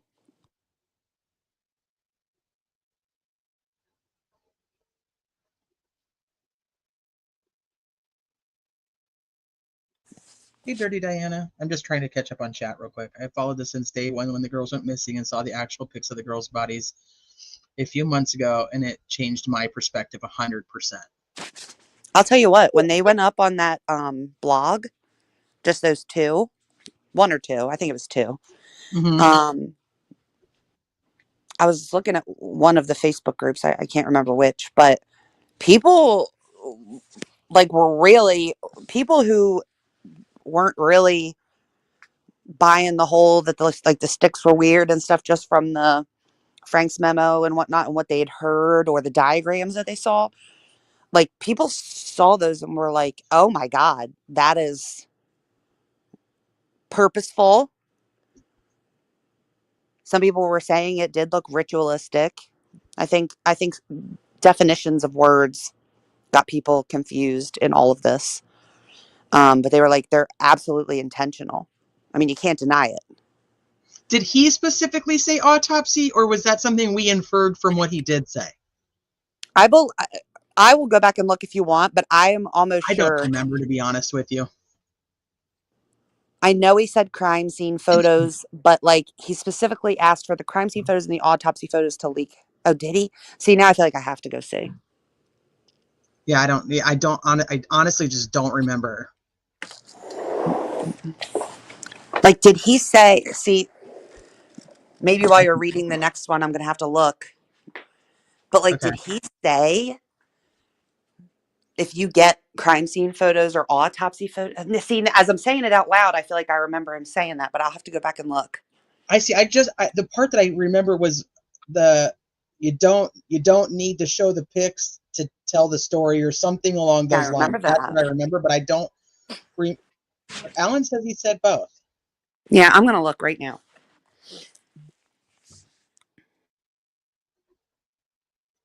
No, you're right, Jenny. They should have been happier that they won the case, but their entire motive for that press conference was just to berate and belittle the defense attorneys. It was the weirdest shit. And you cannot tell me that doesn't just align with the fact that the Patties go up there and make comments about him not filing for an appeal and the generational trauma of these photos that were leaked. When anybody who was anybody on both sides should say that has nothing to do with Richard Allen, right? I mean, the photos being leaked that wasn't him. Even if you go with the fact that you think the defense attorneys did it. Yeah, the other motive was to tell the world we are not corrupt. And Holman is a badass guy, and I would walk on hot shards for him. Ridiculous. Remember all the times that Doug Carter said, there'll be a day that I'll be able to tell you guys everything that we knew, but today is not that day. Today is not that day. Catastrophe said that she posted yesterday. Who did? Catastrophe that she posted yesterday, a video. Oh, I have Twitter up. I'll go to it real quick. I'm looking for it though, and I don't see anything from yesterday, unless it's this. I'm telling you, my brain is like so overwhelmed with true crime. I love that the first thing that comes up is the Franks versus Delaware meme as soon as I go to Kat's page. This damn Tobe does a good job just standing there. I remember Tobe and I had an argument right here in this other room in April of 19. Oh, this is when he talks about having an argument with Tobe. Or I remember Tobe and I had an argument right here in this other room in April of 19, as you should expect us to. As my career, have I studied for something like this? As of today, I have concluded the first sketch released will become secondary. Result of the new information and intelligence over time might appear younger than its true age. The sketch is the person responsible for the murders of these two little girls. We're just beginning here. Going to be a tremendous amount of questions. Just to write post of that? Going to be asking that there's no media inquiry, no media response for at least the next 2 weeks. We are just now beginning. No. Okay. From 2/13, she said.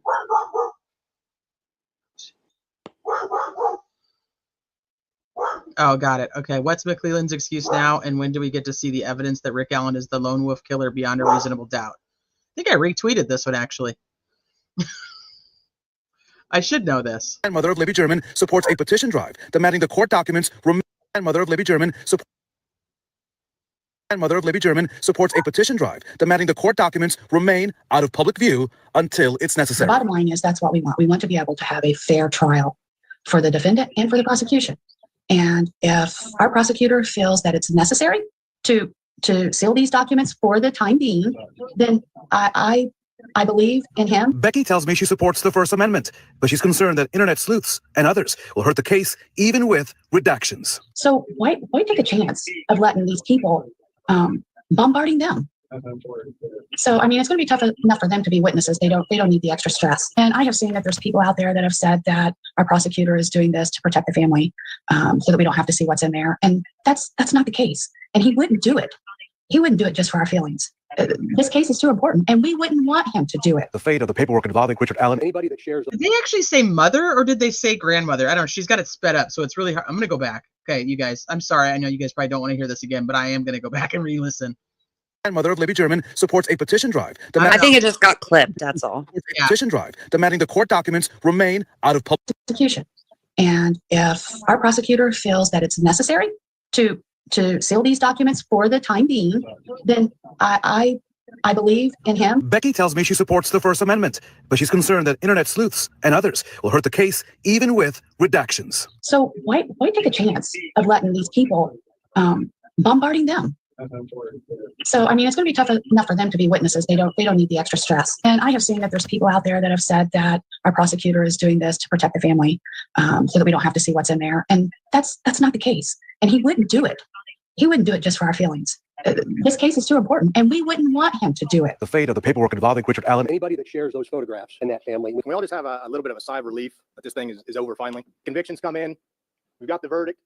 We got the sentence, 130 years in the Department of Corrections. We got the conviction. That we got the sentence that brings justice for Abby and Libby. Attacked by members on the internet for their integrity. They were called corrupt. They were called evil.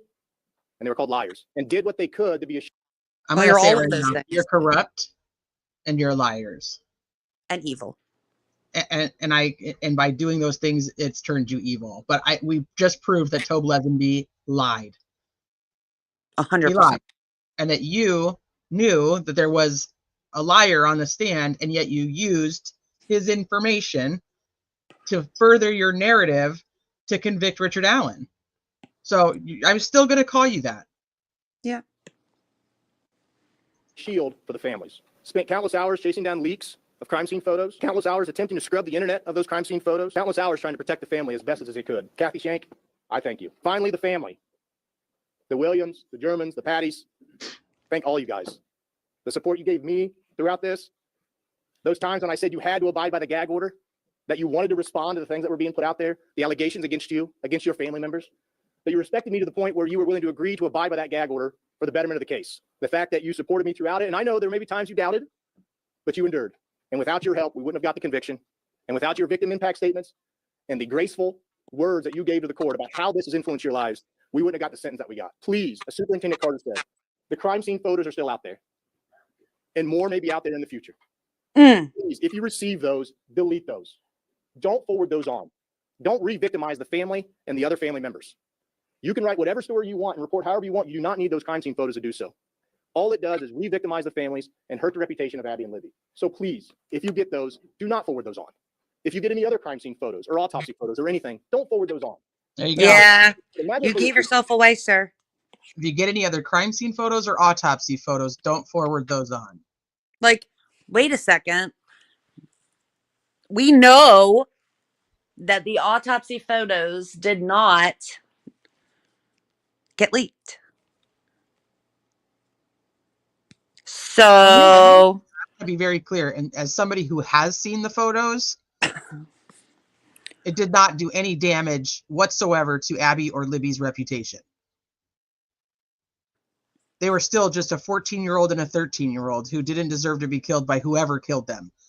So I just want to make that, like, in my personal opinion, I think that's just another gaslighting technique. It doesn't do anything to change the fact that these were 14 and 13-year-old girls who didn't deserve what happened no matter what. That's what, so like this whole, like, you're wrecking their reputation by having the photos or sharing the photos. That's bullshit. well, he wants you to feel shame, like you're disrespecting them if you've seen them. Mm-hmm. It's just, he's gross. He's really gross. But He's a that seems like master foreshadowing. So why does he even bring up autopsy pics when that's not even something that they brought up in the contempt against the defense attorneys to begin with? Why is that even a comment? And there's going to be other crime scene photos and autopsy photos.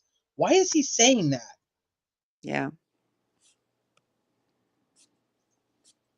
It was like foreshadowing. Is that true? What? That I was asking Kenny if that was true.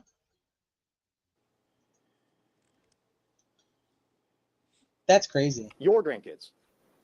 You What? can without having those pieces as part of the narrative. So please do not forward those on. We can't violate the gag order. Let's keep our eye on the ball. We need to get the trial, and we want to try to get the conviction, and then we can talk. Well, at this point, we don't believe any other actors are involved. We don't have any evidence to support that. If evidence comes out in the future to support that, we'll obviously investigate that. We're not going to say, hey, no, we got the conviction. We're not listening to what you have to say. But at this point, we have no other evidence showing that any other actors were involved.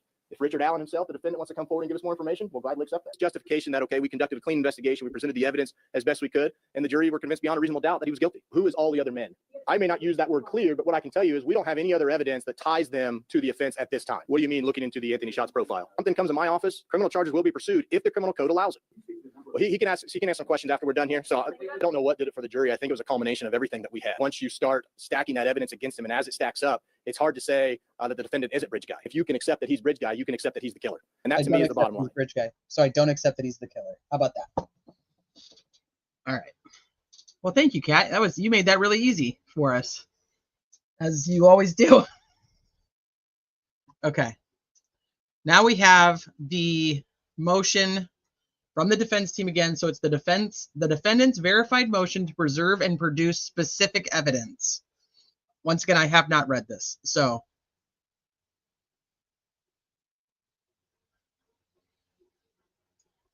okay. Richard Allen by counsel now comes before the court with his verified motion and moves this court to order the state of Indiana to I don't even know if I should be reading anymore, to preserve certain specific evidence and to produce that evidence to the defense. In support of the motion, Richard Allen states the following. Let me read to you. You want to read to me?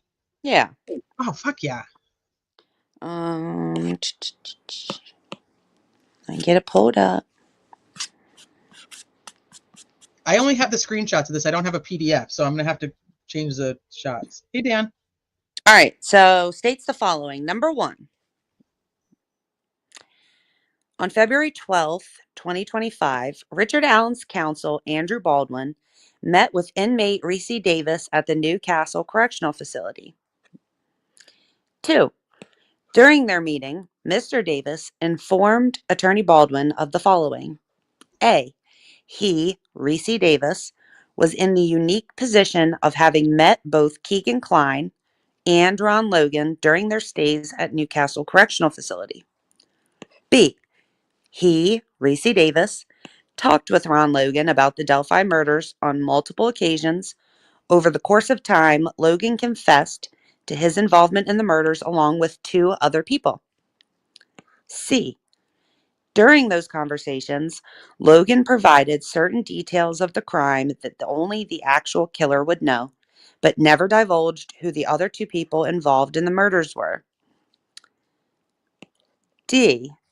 In or around March 2024, Judge Jessica. Hold on a second. You just had this conversation with him 2 days ago. Yeah. And so he's saying that Ron Logan confessed to his involvement along with 2 other people. Yeah, this is what he told him 2 days ago. This is a summary of Baldwin's meeting with Reese Davis 2 days ago. Holy shit. Okay. Okay, D. In or around March 2024, Keegan Kline was placed in the same general area as Reese Davis and, at some point, apparently learned that Reese Davis had talked to Ron Logan while Logan was incarcerated at Newcastle. E. Over time, Kline began questioning Reese Davis as to Reese Davis's conversations with Ron Logan and whether Logan had ever mentioned his, Keegan Kline's, name to Reese Davis during those conversations. F. Reese Davis began to realize that Kline may have been one of the other members of the crew that Logan described as being involved in the murders. G. Over time, Keegan Kline began to reveal information about the Delphi murders that corroborated details Ron Logan had revealed to Reese Davis several years earlier. H. Some of the details Keegan Klein provided to Reese Davis are the types of details that could only be known by someone involved in the killings. I. These conversations between Reese Davis and Keegan Klein occurred all the way up to the guilty verdict, at which time Klein expressed his relief that he, Klein, would no longer be a viable suspect in the murders due to Richard Allen's conviction. J. Not knowing whether Richard Allen could be the third person involved in the murders, Reese Davis asked Keegan Klein whether Mr. Allen was the third person involved in the murders. Klein replied that Richard Allen was not the third person and had nothing to do with the murders. K.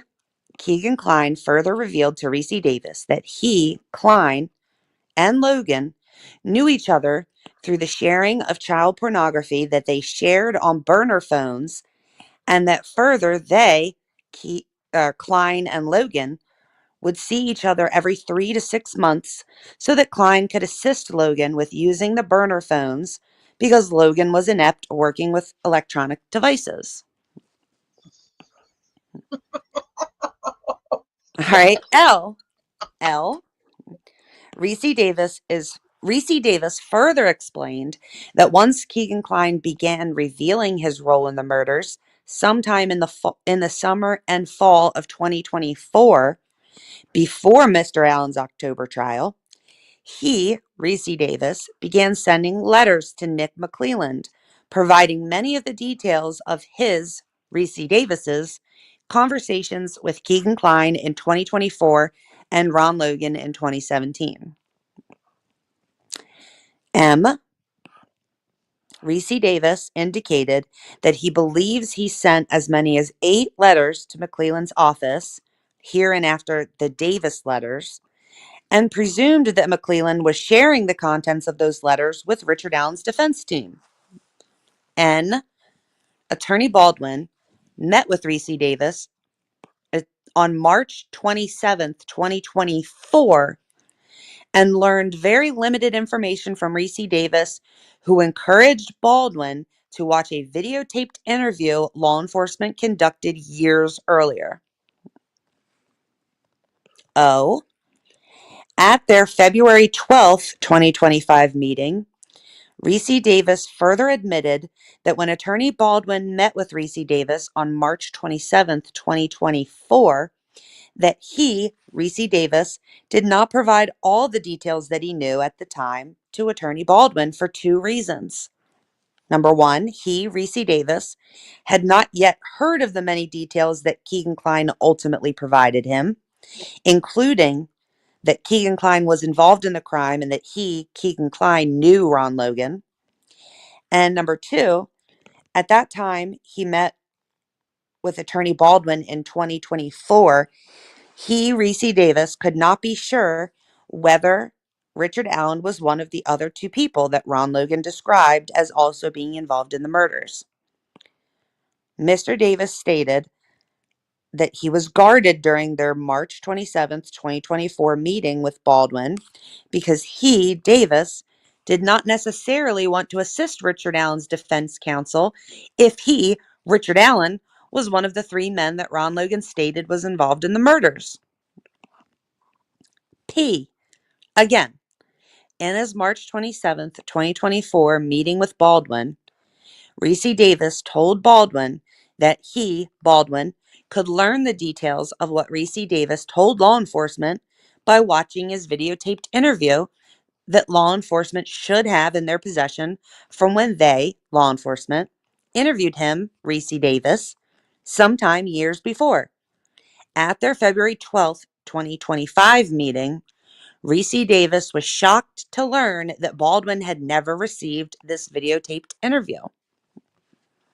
Number 3, following his March 27th, 2024 visit with Reese Davis, the next day, March 28th, 2024, at 11:49 p.m., Attorney Baldwin emailed both Nick McClelland and Stacey Diener requesting that they turn over law enforcement's videotaped interview of Reese Davis, in which Davis presumably provided the details of Ron Logan's confession on videotape. This is a year ago. To date, the prosecution has never provided any videotaped Reese Davis interview to the defense, nor explained why it has not done so, nor stated no such videotape exists, and have ignored the request. 5. The approximate 8 letters Reese Davis claims he sent to McClelland in the months leading up to October 2024 trial would contain multiple layers of exculpatory evidence which the defense could have used to further its investigation as to whether certain facts contained in those letters could be verified through crime scene photos, digital data, and a variety of other means. 6. Defense counsel has never seen the Davis letters, nor known of their existence until after the trial, when defense counsel met with Mr. Davis on February 12, 2025. Also, the prosecutor has never informed the defense counsel of the existence of any such letters. 7. On the evening of February 12, 2025, defense counsel Baldwin sent an email to Nick McClelland and his in-house investigator Steve Mullen, requesting they produce both the Davis, those letters, I guess the Davis letters, and any video recording in their possession of an interview with Reese Davis. McClelland's response was vague, non-responsive to the defense request, and did not indicate whether he, McClelland, ever received those letters, nor whether he sent those letters to the defense. In other words, McClelland never confirmed or denied the existence of letters. Neither did he confirm or deny that he provided those aforementioned Reese Davis letters to defense counsel. On February 13th, 2025 at 3:54 p.m., so it was yesterday, Attorney Baldwin sent another email to McClelland asking straightforward questions. Did you receive multiple letters from Reese Davis in the months leading up to Richard Allen's October 2024 trial? And if so, did you turn those letters over to the defense? These should be questions easily answered and quickly answered. If McClelland never received such letters, he should know that answer immediately, since Reese Davis claims that he, Reese Davis, sent the letters directly to Nick McClelland. If McClelland did receive such letters, he should know that answer immediately. Furthermore, if he did receive such letters, he should very quickly be able to identify the date or dates that he sent those letters to the defense and how he sent them to the defense, i.e. email, e-discovery, etc. Number 9. As of the time of this filing of this document, McClelland has failed to answer those simple, straightforward questions. Number 10.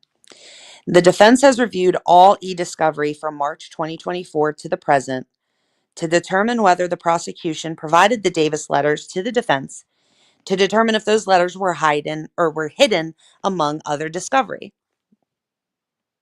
The defense found no such letters penned by Reese Davis addressed to Nick McClelland in the e-discovery. 11. The defense has reviewed all emails during the applicable time frame to determine whether McClelland ever forwarded an email with attached letters from Reese Davis. No such email exists. Number 12. The defense requests that the court order McClelland's office, as well as any law enforcement agency, to preserve any letters from Reese Davis in their possession and further to turn them over to the defense immediately. 13.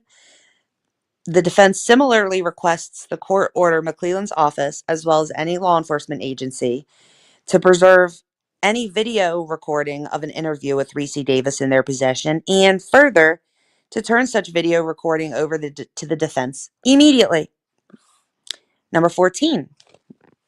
The defense is concerned that without an order from the court, the prosecution and/or law enforcement may lose the Davis letters as well as the videotaped interview of Reese Davis, or that the state of Indiana may refuse to turn them over to the defense. 15. The defense's concern is well-founded based upon law enforcement's history in this case of losing evidence as documented before during trial, including claiming that they taped over certain important videotaped interviews.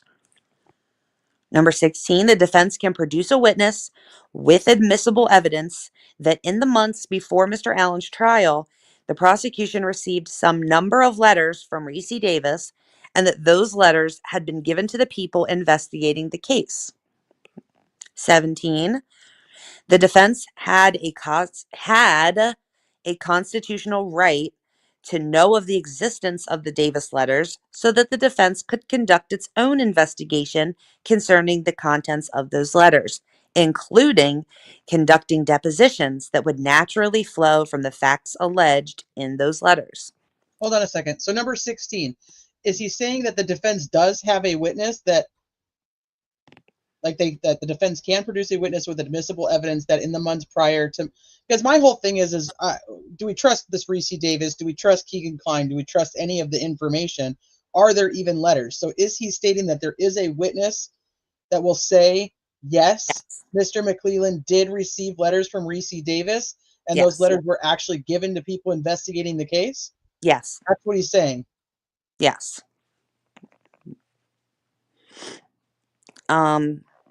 18, had the defense known of the Davis letters before trial, it could have used those letters to further its investigation, present them to this court at the hearing on August 1st, 2024 on third-party suspect culpability, and factored the information contained in those letters into its trial strategy.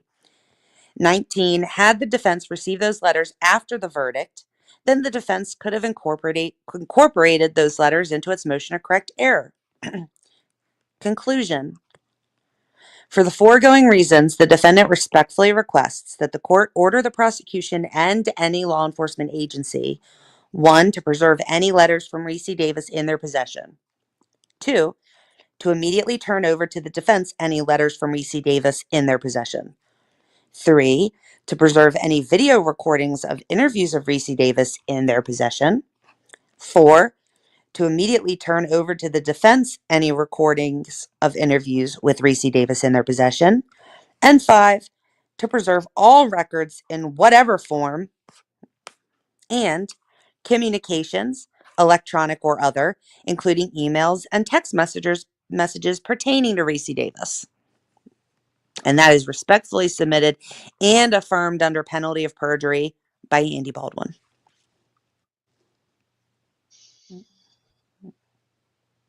So a big takeaway from this for me is it literally doesn't matter if what Reese Davis put in the letters are true.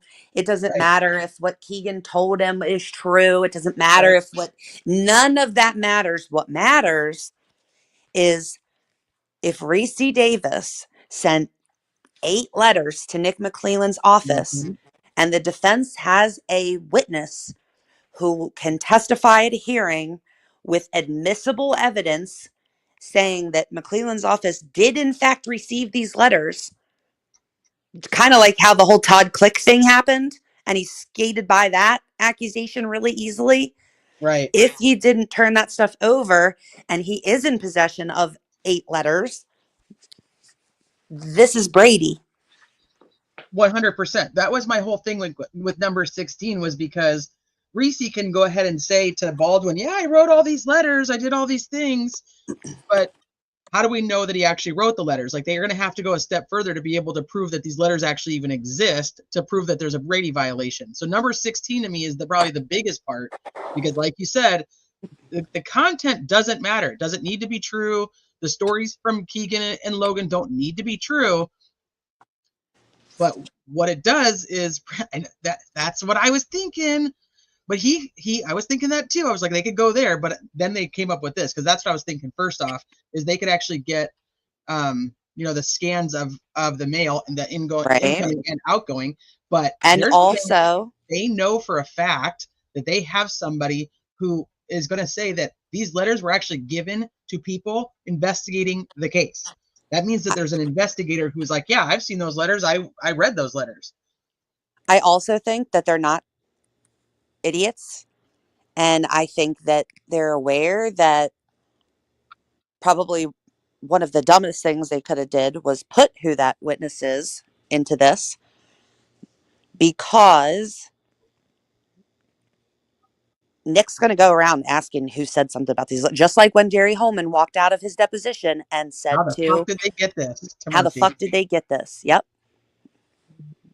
And Dan, unless the letters were within the discovery the entire time, the thing is, though, is that they went back and they looked at all the e-discovery and the emails. Like, Nick would not have physically handed him the letters, like copies of the letters or the letters themselves. He would have done the e-discovery, or he would have scanned them into his computer and then emailed them over. Just like we have the documentation of the different discovery turnover that was given to them, from January 30th on, and that's really all that's going to really matter at this point, because they had to give everything back. So proving that they got it the first time does nothing for the second time. So Ariel, she said they were sent after discovery deadline passed, though, but his discovery, by that I mean Nick. So Nick's discovery obligations don't end Ever. at the time of the deadline. So if somebody comes in the day before, the third day of trial, and they admit with, intimate details, like, he can't just be like, oh, well, the discovery deadline passed, so like we don't have to turn this over. Like, he still Right. has to turn over, especially exculpatory information, which this would be, and the videos as well. And I personally think it's telling that he's had several days now. Well, they originally, you'll have to look at it again. It's one of the numbers up 24 top. hours. Yeah, but no, because he emailed, so he gave the vague answers a year ago, but didn't really say much of anything. And so then what was that, 2 days ago, the 12th, or was it the 13th? The Well, he found the 13th. 12th, and I think that he emailed him at hold on, I'll find it. He emailed him back, but he didn't say he had them or didn't have them. And he'd ever even received them or not received them. Here, Right. February 12th, he sends the email to Nick, and he says at the time of this filing, so maybe 48 hours you could go with. He meets with them on the 12th, so I don't know if you can go a full 48 hours, but His response was vague, non-responsive, and didn't say whether he did or didn't get the letters. And he didn't confirm or deny the existence of, I'm assuming the next page is going to say, the videos either. See, we are not just talking about letters. We're talking about video also. He probably hasn't responded because they're getting ready to mull it all. he says McClelland's response was vague, non-responsive to the defense's request, and did not indicate whether McClelland, ever received those letters. So he does respond. He just doesn't. It's just non-committee. Like, well, he could have said something like, I'll review the e-discovery, or just something like, I'll review it. That doesn't say you have it or don't have it. Right. Yeah, the video would be from 2017, and I bet you. Oh, so here we go. So listen to this. This all just clicked in my head because Sorcerer Tree said, I bet it's from 2017. It would have been from 2017. It would have been from May 2017. And I wonder if that specific day, we'll have to go back and look at what day they were writing down the letters, because I wonder if it's within the time period where videos disappeared. Because he wouldn't have been in Delphi, though. He was in jail. They would have gone to the jail to talk to him. So it wouldn't be on your Delphi DVR. Yeah, but remember, so there was the one. So we had those. That was like the one clip of time. And then there was another clip of time where there was something with the drive for like 30 days or something, whatever it was. Maybe even more than that. Maybe it was 3 months, where some of the recordings that the defense was given either have the didn't have any audio. audio or it didn't have any video or audio. It was just like blank. I thought it was just the audio, but okay. Maybe it was video too. Yeah, on February 13, 2025, at 3:54 p.m., Attorney Baldwin sent another email to McClellan asking straightforward questions. Did you receive multiple letters? And if so, did you turn those letters over to the defense? They should be easily answered and quickly answered. If you received them, yes. I never received them, no. Right. Even if you didn't know for sure, like I personally wouldn't feel good about, 70 days. So yeah, May, that would fall into that time frame. So I personally would, you know how I get about stuff where I'm like, I don't want to like paraphrase stuff. Let me look. Like if I was McClelland, if I was a responsible person though, and McClelland is not, I would say I would be able to answer yes or no whether I did receive the letters, period, right? But I would be like, I'm not going to say that I absolutely sent them until I have a receipt that says I did send it. Thank you, Mother Dragons. And thank But you, Dan. the fact that he doesn't want to even say whether he got them or not. See, because think about it this way. If he says, go ahead. If he says he got them, right? If he acknowledges that he got them, but he didn't turn them over, that's a Brady violation. If he says he never got any letters and the defense has a witness who's going to say, yeah, you do. I know for a fact, and I have admissible evidence that says you did, then what? I would imagine that's like more than just a Brady thing, right? Right.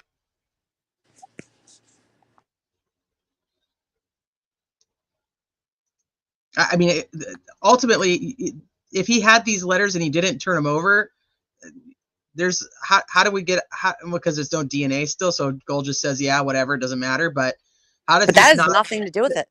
But what I'm saying is, like, they could have used this information as a nexus during the third party hearings. They could have, but even if they weren't going to use it, let's say they read it and they were like, oh, this is all bullshit. We're not going to use this. Right. He still has an obligation to turn it over. Right. Well, 100. I'm not even questioning the Brady stuff, but I'm just even saying how much it goes even beyond that, because if he doesn't turn it over, there's so many aspects that it fucks with. Yeah. See, Travis said it's more than Brady. See, it's like an in between. Let me see. Would it be prosecutorial misconduct? Would it be like a Baldwin thing where they don't go along with the whole ethical violations that the board should be looking at him after, especially with this, including the stuff with Brad Weber? I mean, come on. How does anybody believe this fucking guy is doing anything above board? He's a proven liar multiple times. Every time I turn around, there's something. I don't know how people keep excusing it away. I mean, I get they think that they don't think it matters because they think Richard Allen did it, so none of this other stuff matters. This doesn't matter because they got the guy and the family gets to move on. That's all they care about, because Richard Allen said he was there. Richard Allen had the same clothes. Yeah, all the things. Richard Allen, and Richard Allen saw the girls. So none of this other stuff matters because they don't care. They don't care if the law enforcement lied to get the guy. They don't care if Nick is shadier than fuck and absolutely unethical. They don't care. That's crazy. It is crazy. And that was my whole point in that conversation I was having with the chat earlier. It's like you're arguing, not the whole chat, but you know what I'm saying. Like, they're arguing a completely different point to what these documents are actually saying.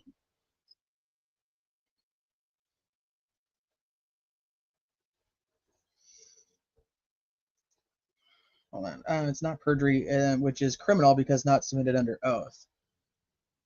And I personally think that is 100% why Nick never submits anything under oath. He never does. Well, because he's be like, I could fucking lie all I want to. Doesn't matter. Well, now that we know that Lesenby lied one or the other times under oath, no matter what, under oath, surely that is perjury. So who's gonna correct that? Nick vowed to look and see if he could press charges on the Delphi police chief because of what he did that was perjury, even though he elicited it from the man. So what's going to happen with Tobe? Exactly. This is my whole thing right here is how many other witnesses did he allow to lie under oath? He's letting the police do it.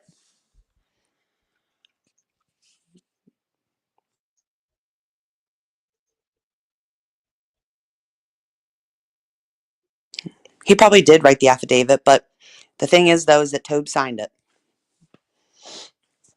I'll be right back. Okay. You can send it to the link to. Do you know Michael we can hear you?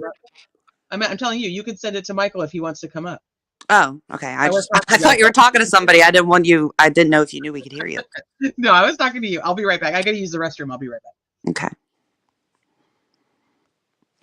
Hold on, Michael. I'm coming. Hold on.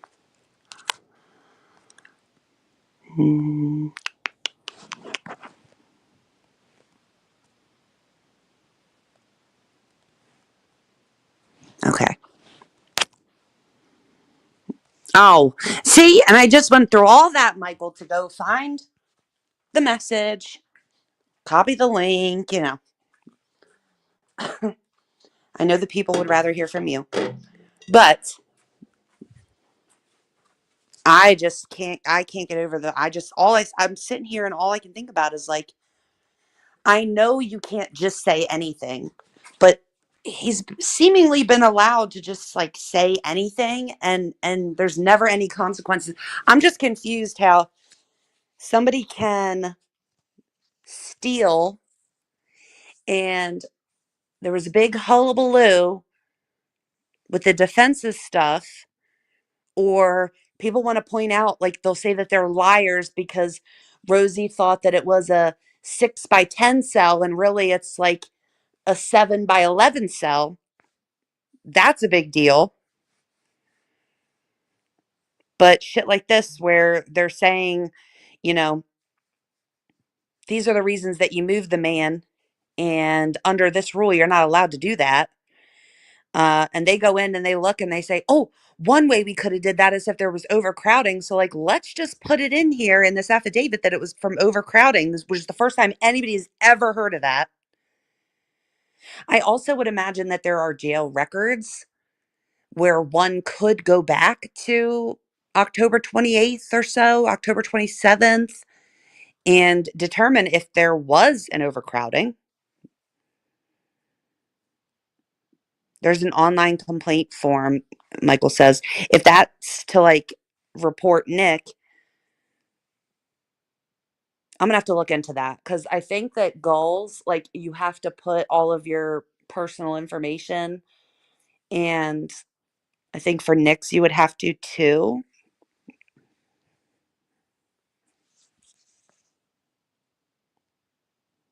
I'm gonna look up the bar. Let's see. Ethics complaint, I'm guessing.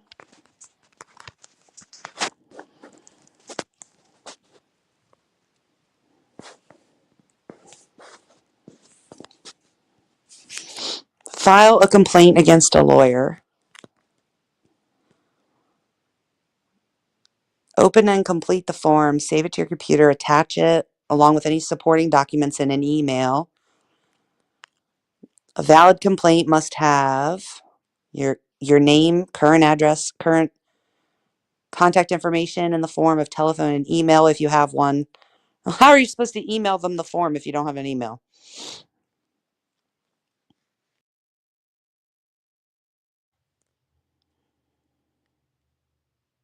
The name of the attorney, the cause number related to the matter, a short, detailed written statement of the attorney's specific conduct, your acknowledgement. Who may file a grievance against a lawyer? Anyone. Grievances are usually filed by the lawyer's clients, but they are also received from other lawyers, judges, or even opposing parties.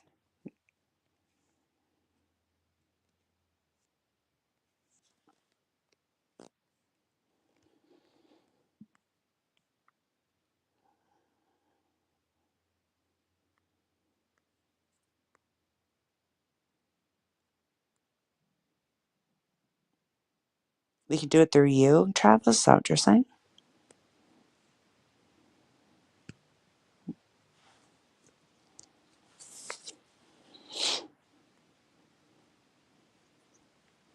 We see I'm you back. doing things. Okay. Yeah, I'm back. I didn't want to interrupt you. I was just looking at the motion that Nick filed to seal everything, just I wanted to see exactly what he wanted sealed in here, Yeah, he because said all. yeah, we were talking about like how it's going to be like they're not they're not the grotesque photos, so it's not a big deal kind of thing. Mm-hmm. He says all crime scene photos and repots. All crime scene photos, autopsy photos, and repots.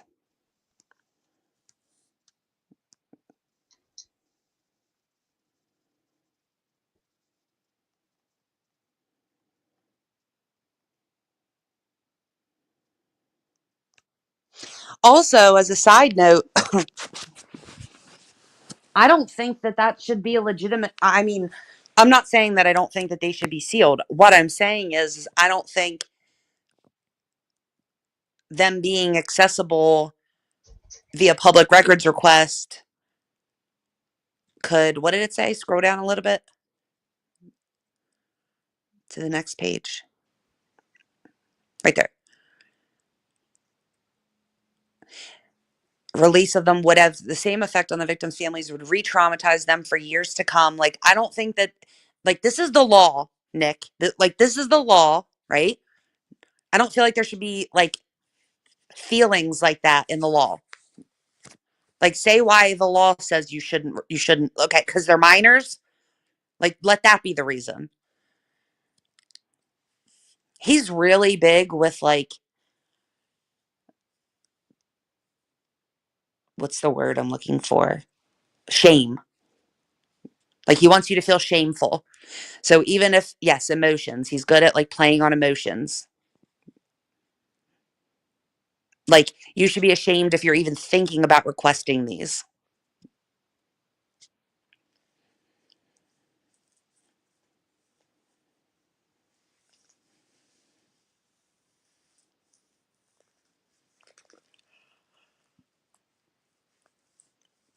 Are you talking? Because you're muted, if you are, just so you know. Sorry, no, I was saving a photo. Oh, my. Oh, now we're going to get copywritten.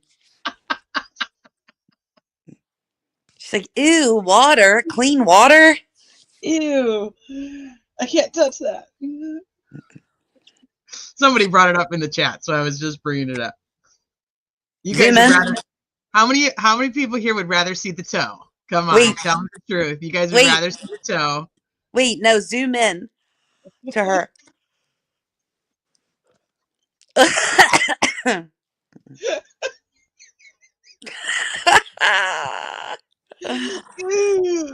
What is that? Says Harry Potter. That just reminded me of, what are those? You remember that? Yes. You guys would rather see the toe. I know it. I still More toe. more toe. Show the toe. Maybe she saw the picture of the toe. Maybe that's what the face was. I don't know. I just don't. That's so. It sucks because I just have like no faith that Goal's gonna give a shit about anything like ever. But at least this stuff will now go to like this will move up. This will be visible for the new attorneys, for judges that actually are not pieces of shit, I fucking hope so. that are not judicial tyrants. Because I'm so tired of this. I'm just so tired of Nick just does whatever the fuck Nick wants to do, and it doesn't matter. Investigators just lie, and it doesn't matter. Like, if you had the right guy and you did all the things the right way, even if you're human and you made a couple of mistakes here and there, why do you have to freaking lie so much to convict somebody? But but then also, who else are you? Like, I'm sorry, but the shit that I'm seeing, there's no way that it's like just this case. I think this is a pattern of behavior This is just my opinion. This is a pattern of behavior that has become comfortable for folks because being uncomfortable or having repercussions are what makes people stop doing things. And so when you never have those things, why would you stop doing what you're doing? If nobody's going to say anything to you and you're not going to get in trouble for lying and it's making your job easier because you're getting that conviction, then why would you do anything different? Like that's the judge's job, dude. That is her job, is to say, what is this about? He testified this last year, 2 years ago, a year and a half ago, and now you're putting this affidavit in front of me, the only affidavit you're putting in front of me, and it completely contradicts what you said when you testified in front of me.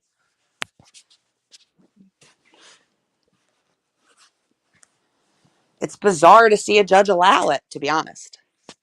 This is how it's always done, is precisely the problem. Yeah. I feel like not all the comments are coming through. Catastrophe, you have a number 2 here, but I don't see a number 1. Number 2, the victim's next of kin has control, and the coroner statute is they tell him if they want that. He pretends that he worries about the families when they screwed up everything along the way. He didn't give that's all bullshit. There's no caring about the families. I don't believe there is.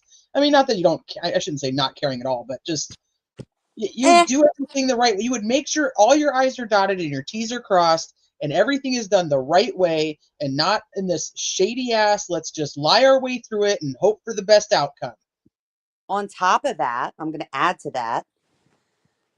He cares about the families. He cares about the girls. He doesn't want them to be traumatized for years to come and whatever else he says. But let's not forget that one of the things a lot of people had a problem with during this trial was the fact that Richard Allen's attorneys wanted to spare him, keep him a little bit of dignity, right? And not let the entire gallery see him covering himself in feces and eating it and running his face into the wall and doing all kinds of other things, being naked, all those things. They gave a shit enough to not want the entire gallery to see that. But they couldn't believe that they did that because the girls got, they had to be seen and this and that. And it's like, they didn't have to be seen. And you did not have to request that Nick not show them. Nick, the only people who needed to see those was the jury. And he would have been well within his rights to only show them to the jury. And not only did he not do that, when we're talking about the crime scene photos and the autopsy photos, he showed the entire gallery, and it was essentially the only things that he put on his $70,000 projector screen that was like 12 by 12. It was one of the last things that he showed everybody, including the jurors, before they went back to deliberate. It was clear that he wasn't trying to, save their dignity or spare the families from having to see such horrendous photos, which is what he claims all the time. He's trying to prevent them from seeing these horrendous photos. Mm-hmm. Yeah, but kept popping them up. But let's just make sure that we continue to show them over and over and over again, because we still need the impact of them. But if anybody else wants to show the impact of them, then we've got a major issue. But again, the only people who he needed to have them impact, if that's what we want to say, is the jury. The family members that were in the courtroom did not have to see those photos. Mm-mm. They did not have to, and they probably hadn't seen, if not all of them, I would say 95, 96% of them, they probably had never seen before.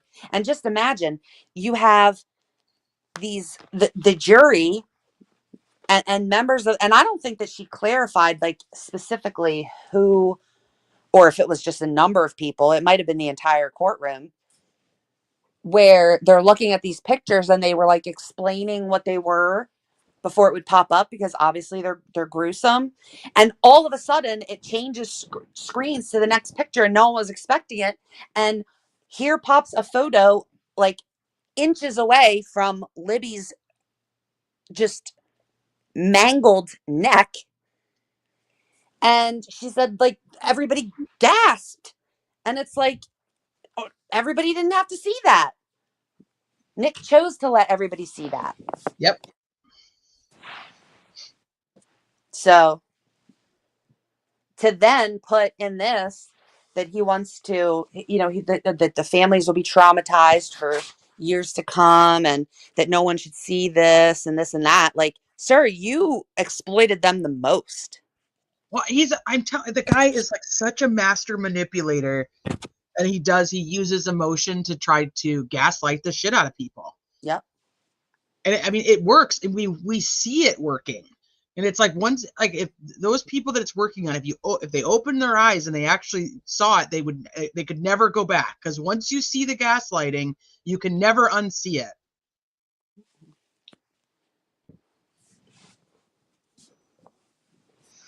Here, let me check the chat real quick. It's pretty sad, man. And I almost really wonder, like, if Nick. No, I take back what I was just about to say, because what I was going to say was, I truly wonder if Nick, like, knows the law. Like, part of me wants to be like, does he even like understand the law? Like, does he know like procedure and what the law actually is? Like, but then I run through like all the things that he's done. And I think that when you are the type of person that he is, you basically have to know what you're doing to then do it wrong in like a, like, I truly think at this point I've seen enough that I think everything Nick does is purposeful. I do not think he's incompetent. I do not think he does not know the law. I don't even think he's a bad attorney. I just think he's incredibly manipulative and maniacal and corrupt, basically. And I think that I think one of the worst things that could have happened for Carroll County, and I said this the other night, was his right-hand man, the mayor, Shane Evans, becoming the new deaner, because that is who you have. Basically, Shane Evans's boss is the prosecutor, where he's the judge. So everything's going through Shane Evans and coming from his old boss. Oh yeah, that's gonna be a fucking nightmare. You do not want to get I in think trouble. he'll do everything Nick asks. I think he'll do it. Oh, Everything absolutely. he asks, everything he says. Worse than goal. Yep. 100%. So now Nick has entirely, like when they say you have like the judge in your pocket, he does, period. Yep. Well, and he's got the sheriff. So you're talking about a trifecta here. You've got the Carroll County sheriff, you've got the Carroll County prosecutor, and now the Carroll County judge, and they're all being funded by the same group of people. Like, please don't forget that. All of them in their campaigns to get their positions were all funded by the same group of people. Oh, you know what I heard? I don't know if it's true because I didn't go look myself. Is that the Gremlins have made yet another episode about the lawsuit. Is that What true? lawsuit? I don't know. I About have no idea. the one that Angela filed about They the did? Hatch Act violations. Oh, I don't know. I have no idea. They probably did. And then I mean, here's the thing. Once Delphi is on the downhill slope, these people are going to run out. They got nothing left. Nobody's going to listen to anything they cover. They'll have their couple diehards that are like, "Ooh, we love you so much, and we just want to listen to anything you say." Then that's it. It's going their reign of terror is going to be gone. Maybe they. Well, I thought that, but I thought that about all these Delphi, like all the people. Like, I am still baffled every day when I see people live every day about Delphi. And I'm like, what the fuck are you people still talking about? You thought it was Richard Allen. Richard Allen's been convicted. Why are you still talking about this? I still can't understand it. Because they have to fight for their narrative to stay on top. They Why? want it's the craziest shit. I don't know. Like, if I But thought they he also was have guilty, like nothing I else. would not. They can never look at another case because nobody will listen to them. Nobody will pay attention to what they have to say. I mean, I just would never. I just wouldn't waste my breath. That's just I mean, like, channels that and I'm assuming anybody who follows this case understands that yesterday was the 8-year anniversary of when the girls went missing, and today is the 8-year anniversary of when the girls were found. yes. And it becomes a let's memorialize the girls and let's give tribute to the girls, and instead of doing that, people are just talking shit about defense attorneys. Like, this isn't a tribute stream, so like, let's be very clear, this isn't a tribute stream, this isn't a memorial stream, but that's what they're calling it in order to just get on and just talk shit about other people. Yeah. And let's not forget, and if you know, you will know, that like it's like the same folks that were like shit faced drunk outside of the trial, like throwing up on the street, Like, being confronted with I'm police. telling you, I unsubbed to so much Delphi. I just went through and just unsubbed. There's a handful that I'm like, this is my Delphi group of people that I enjoy listening to. I enjoy the critical thinking. I enjoy the putting the pieces together, working together to see if this puzzle piece actually belongs in this puzzle, or is it a completely different puzzle that we're not even looking at. Like, that's where I'm at with Delphi, and then the legal side of things, and where that's going to lead us, or lead Richard Allen, I should say. That's it. I'll tell you who I've been liking recently. And I like watched him before, but what? Cryptex. Yes. How did you know? Because you said it in the chat earlier. Oh, I didn't know if you were paying attention, but like, Always yeah. paying attention. So like I've been like watching him. Like, I really like him. Well, anyway, the other day, I don't even remember. It could have been yesterday. I don't know. But the other day he was on somewhere, and I was like, okay, like I typically wouldn't, but I will, because I really do. I appreciate the things that he says. Um, and so I like tuned in, and I don't think I made it 15 minutes. And it was the same, like, over and over again, the bullet points that we hear all the fucking time, over and over again. It was all those things. And it was like Teresa, what do you think about A? And it was like, well, don't forget there's B, C, D, E, F, G. And like, we never address A. And I was like, what? Like, it was not even a conversation. Like, I wanted to jump in, but I was like, I can't even watch this. Like, this, I can't imagine. So, for instance, Adam Montgomery. Ugh. Yeah. Like, I'm perfectly fine. Like, I was happy to see him go down. Personally, I don't know that I believe the whole story. I think that there was a lot more involvement by Kayla. Oh, fuck yeah. I struggled with that when we were talking about that damn case, because I was like, I'm over here like defending Adam Montgomery because Kayla's such a damn liar, and I don't want to defend Adam Montgomery. Like, no, Kayla. I didn't want to defend, and I won't defend him either. I think he's an absolute piece of shit. They both are. Exactly. And I think that for the sake of, well, she's going away. Now he's going to go away. So if she's willing to testify, we're just going to let her say all the things. But I personally think that there are parts of Harmony's death directly that she probably has way more to do with, if not is entirely responsible for certain things. And it didn't really seem to matter as long as she was telling on Adam, because it would get Adam convicted. Right. So, you know, I have strong feelings about both of them. And while I do think that justice was served in a sense, I don't think the full truth is out there, but I don't every day talk about that case, go over the things over and over and over and over and over again. Right. Now, if he would have gotten off,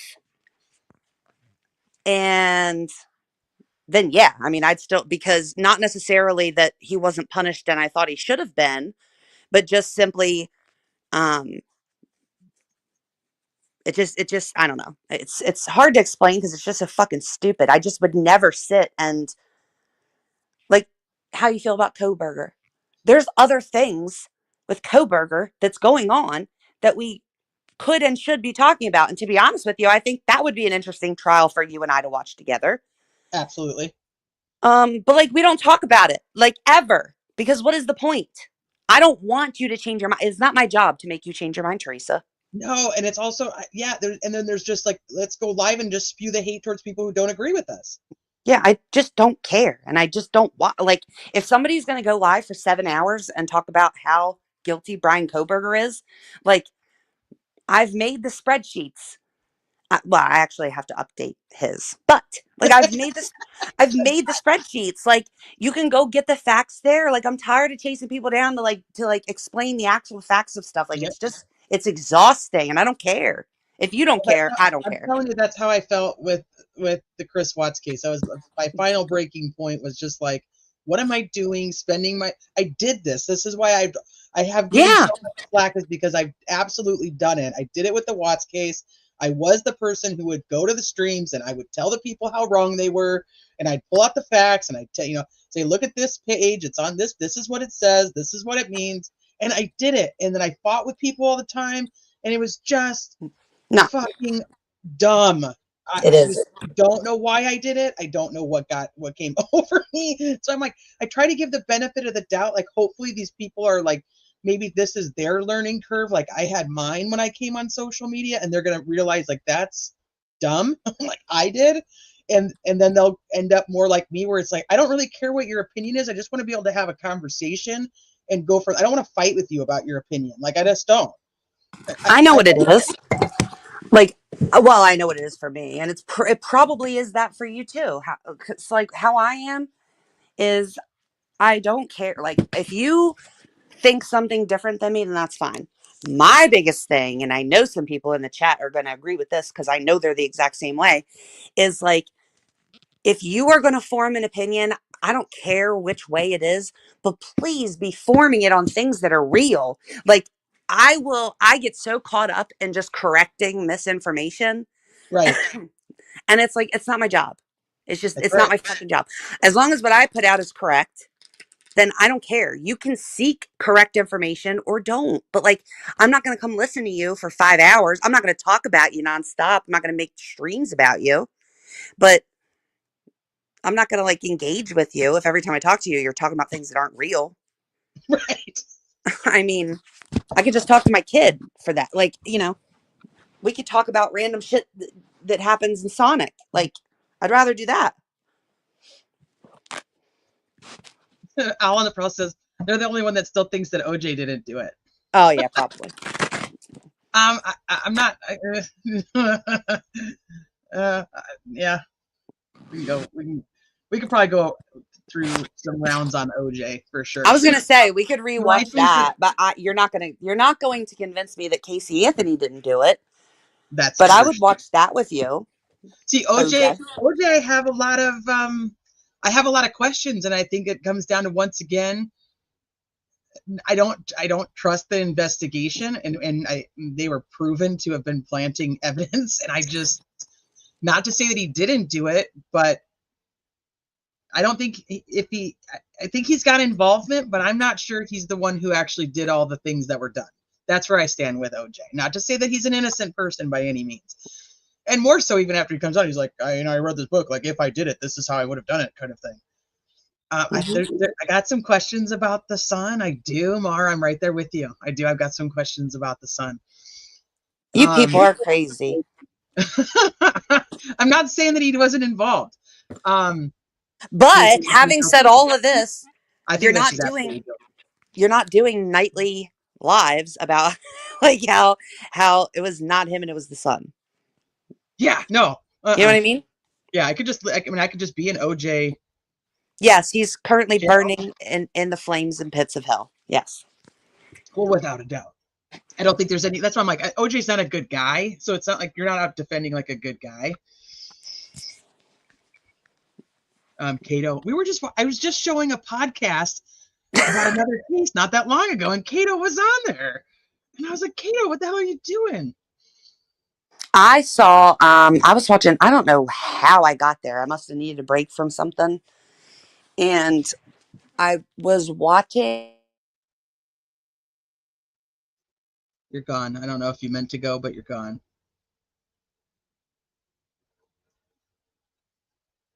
Uh-oh. Oh, now there's two of her. Why is this happening? Get rid of the other me. Get rid of the imposter. Oh shit! I don't. Which one's the real you? Hello. Yeah, you're good. Okay. So I don't know when I got booted, but I got wrapped up in watching something. I feel like it wasn't that long ago, but I also don't think it was at this house. So it was at least a year ago. And it was some kind of documentary or something about OJ where there was a lot of video of like a deposition he was in. Do you know what I'm talking about? Have you seen that? I'm sorry, I I was think it was typing. for the civil case. Oh, for OJ? Yeah. Yeah. Okay. And he was in like depositions or whatever. And then there was like another guy. It was like a guy who was like best friends with him, I guess. Who was also like best friends with Nicole and was also being deposed about the way that he treated her and stuff. Just ringing any Oh yeah. bells. Mm-hmm. And I just was like, Talking about her sister? no, it was a guy. Oh, okay. Like this guy, whatever his name was friends with both of them. And he was telling them Talking that about like the things. driver of the car? I don't The think Bronco so. driver? No, I don't think so. I'm trying to think. I don't think so. But just like watching him talk and like listening to him, like I couldn't shake this thought that like, oh, once again, this seems to be the theme of tonight. Like just how people are when there's never any consequences. Like they know that it doesn't matter because nothing's going to happen. Right.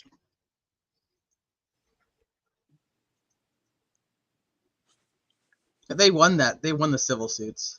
The question is, in a criminal trial, is never whether someone did it. That's the moral of the OJ case. Doesn't fit, you must acquit. I just watched the apple cider vinegar. Apple cider vinegar? Is apple cider? What? Is the apple one? Is that the one where the guy stabbed the kids in the river? Are you talking about the river one? Is that one? Or is that what? I can't even think of what that's called now. He was found not guilty, wasn't he? Oh, he was found guilty. Well, who am I thinking of? The tubing guy, the guy that was tubing. Yeah, he Are was you found sure? guilty. Yeah. Are you sure? I think he was found. No, I don't think so. He was found guilty. The tubing guy. I'm going to wait for somebody else to say it. Here's an interesting bit of information about me. I have never watched the Jodi Arias trial. She's nuts, dude. I've never watched it. Apple River. Yes. Found guilty. Who am I thinking of? I don't know. I thought it was him. And was he an old man? Indiana girl says you're thinking about the guy. Maybe you're thinking about the guy in Texas who shot the guy on his land. Maybe. I'm trying to think of what that. But that was recently, though. I think that one. Okay, I just want somebody needs to give me some props here. She said apple cider vinegar, and I knew exactly what fucking case she was talking about. I'm so proud of you. I Somebody still don't give me- understand what yeah. you're talking about. I'm like, somebody give me some props that I put that shit together. Oh, see, people are saying I don't think he was guilty, but he was found guilty. Maybe that's what I'm thinking. Like maybe I also thought he wasn't guilty. Problem is he was carrying that knife on him, and then Yeah, but like he was floating on a river, though. He wouldn't go away. I know. Popcorn guy. Apple cider vinegar is a lady who faked cancer. What the fuck? So you didn't know? I take all of my props back. No, because they said it was the Apple River. They attacked him first. Casey, are we talking about the guy with the tubing thing? Yeah, that's the Apple River. Okay, so if that's the one where he stabbed them and they did attack him first, I don't think he was guilty, and maybe that's why I'm thinking in my head that he was found not guilty. Yeah, no, he was found guilty. And then Travis says not just Travis, the other people in chat are saying apple cider vinegar is about a lady who faked cancer. It's a Netflix series. What? Never even heard of that. The kids on the Apple River were little shits for sure. There's no doubt about it. But I mean, apple cider vinegar. Chat's like, what the fuck are we even talking about? 2 young women advocate for wellness remedies to cure deadly diseases, unraveling their lives as they unknowingly and knowingly mislead the world. Dang. Hi, T. I'm about an hour behind and just want to say that Judge Troy Hawkins, who was judge in the corrupt sheriff case with Nick, is a member of the Tipton Lodge. Shut the fuck up. Is he really? Well, she's an hour behind, so she's not going to see that. So,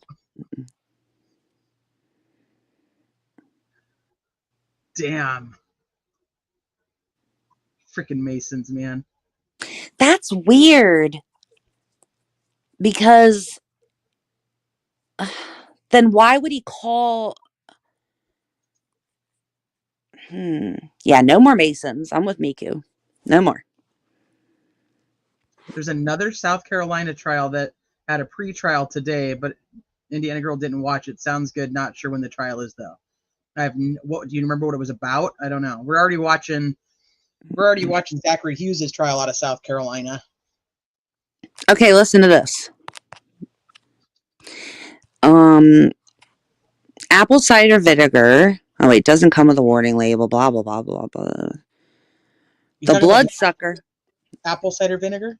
Yeah, it says the bloodsucker at the heart of apple cider vinegar is the character Belle Gibson. But Belle doesn't fear the sun like other vampires. Instead, the drama's... No, it was something about people with cancer. This chat is like, what the hell is Wait. There's a podcast called Apple Cider Vinegar. Oh my God, I was reading the wrong fucking thing. I'm like, wait, vampires? I was fixing to read the whole thing. Okay. So that was obviously not right. Okay. The title has too many options. It's just somebody needs to narrow it down. Well, I don't understand because what I clicked, it's Netflix.com and it says, is apple cider vinegar a true story? Apple cider vinegar is a true-ish story based on a lie. Its lead character, Belle Gibson, is inspired by a woman with the same name, an Australian influencer. And then I clicked it and it's talking about vampires. Oh, so that could have been the right thing. It could have been, I guess. I have no idea because I have no idea anything about it. So anybody who just popped in, I'll tell you guys right now, we read through the documents of Delphi. We have completely derailed into talking about whatever the hell we want to. Dude, this is right. I was right. See, shut up. It says, Belle basks in the sun, squatting next to a swimming pool. I don't know why is she squatting. Thriving compared to characters like Chanel and Lucy, who must attempt to rebuild their lives after falling for Belle's lies about having cancer. Chanel sacrificed time with her lifelong best friend, Milla, to support Belle's career, and now Milla has died from cancer. Meanwhile, Lucy, another woman living with cancer, was influenced by Belle's social media to the point of refusing traditional medical care for some time, gambling with her health. Because she's not a vampire, but it is interesting writing.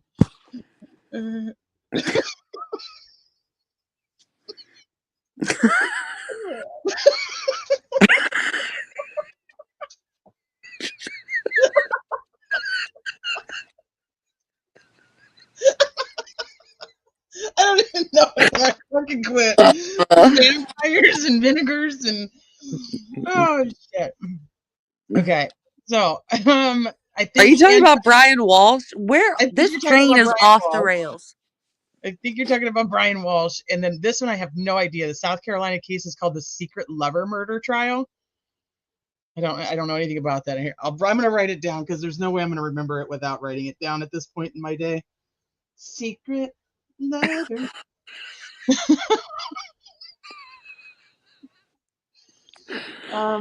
I think that Ange on R&M is live actually discussing Delphi, so I think we'll wrap it up.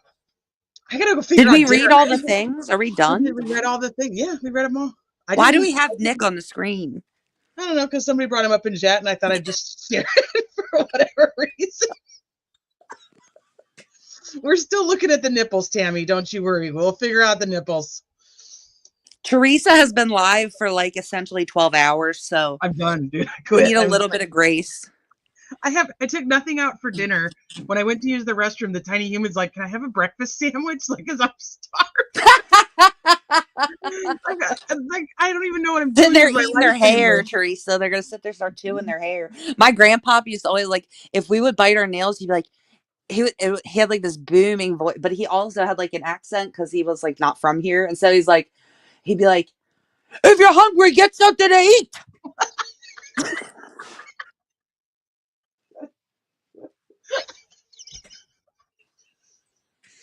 And then you'd say, like, if you answered him, like if he asked you a question, you were like, "Uh-huh," and that was your answer, he'd say, "Uh-huh, ee-hee." Like, he couldn't stand it, dude. Yeah, if you're hungry, get something to eat. Stop eating yourself. Something to eat. Okay, Amber Spread. I'm writing that down too. Jennifer Barnes. Jennifer Barnes, isn't Jennifer Barnes like a person who follows Delphi? That name sounds really familiar. No, she's like an actress. Oh. Jennifer, she's in like that. I think she's in that movie about the ghost of girlfriend's past. Is she the one that died? Was it the actress? No, she was the one that was alive left. She was alive left? In the ghost of girlfriend's past? No. In real life, is that her trial? Oh. It's a trial where the victim's name is Jennifer Barnes. Jennifer I was Barnes talking about a is movie. Aura. Thank you, Mother of Dragons and Chelsea. I knew. Wrong. Oh, she's talking about a YouTuber that's alive. You guys are talking about people that are alive. Indiana Girl's talking about a dead Jennifer Barnes that was the secret lover case. Yes.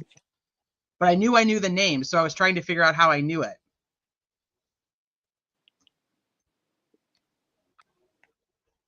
No, it's the Ingolf Turk. I don't even know how do you say Ingolf Turk? I've never even heard of it. Work. Then it's a Tyrk. Tyrk.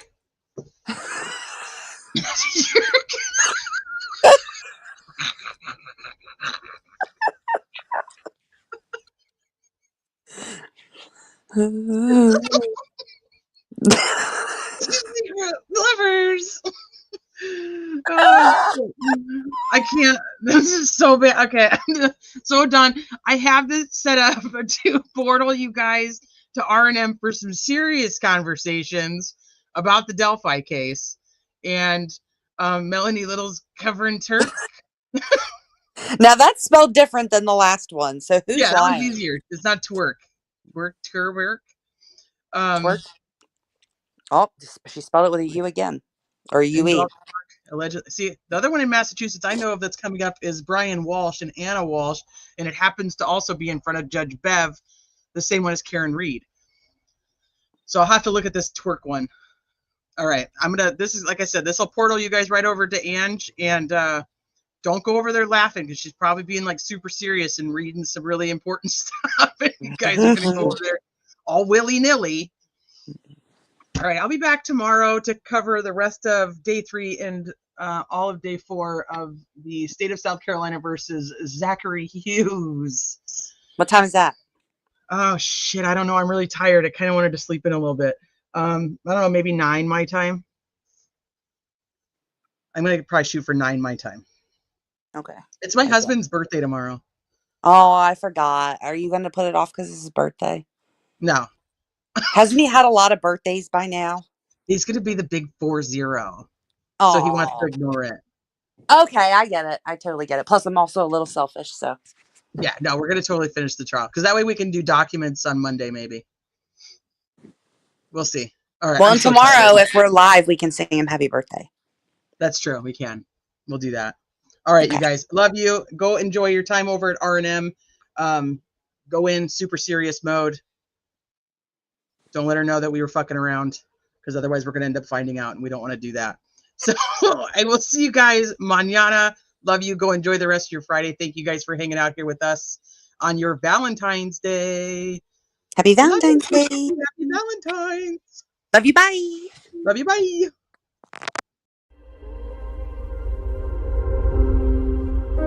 Do you dare to follow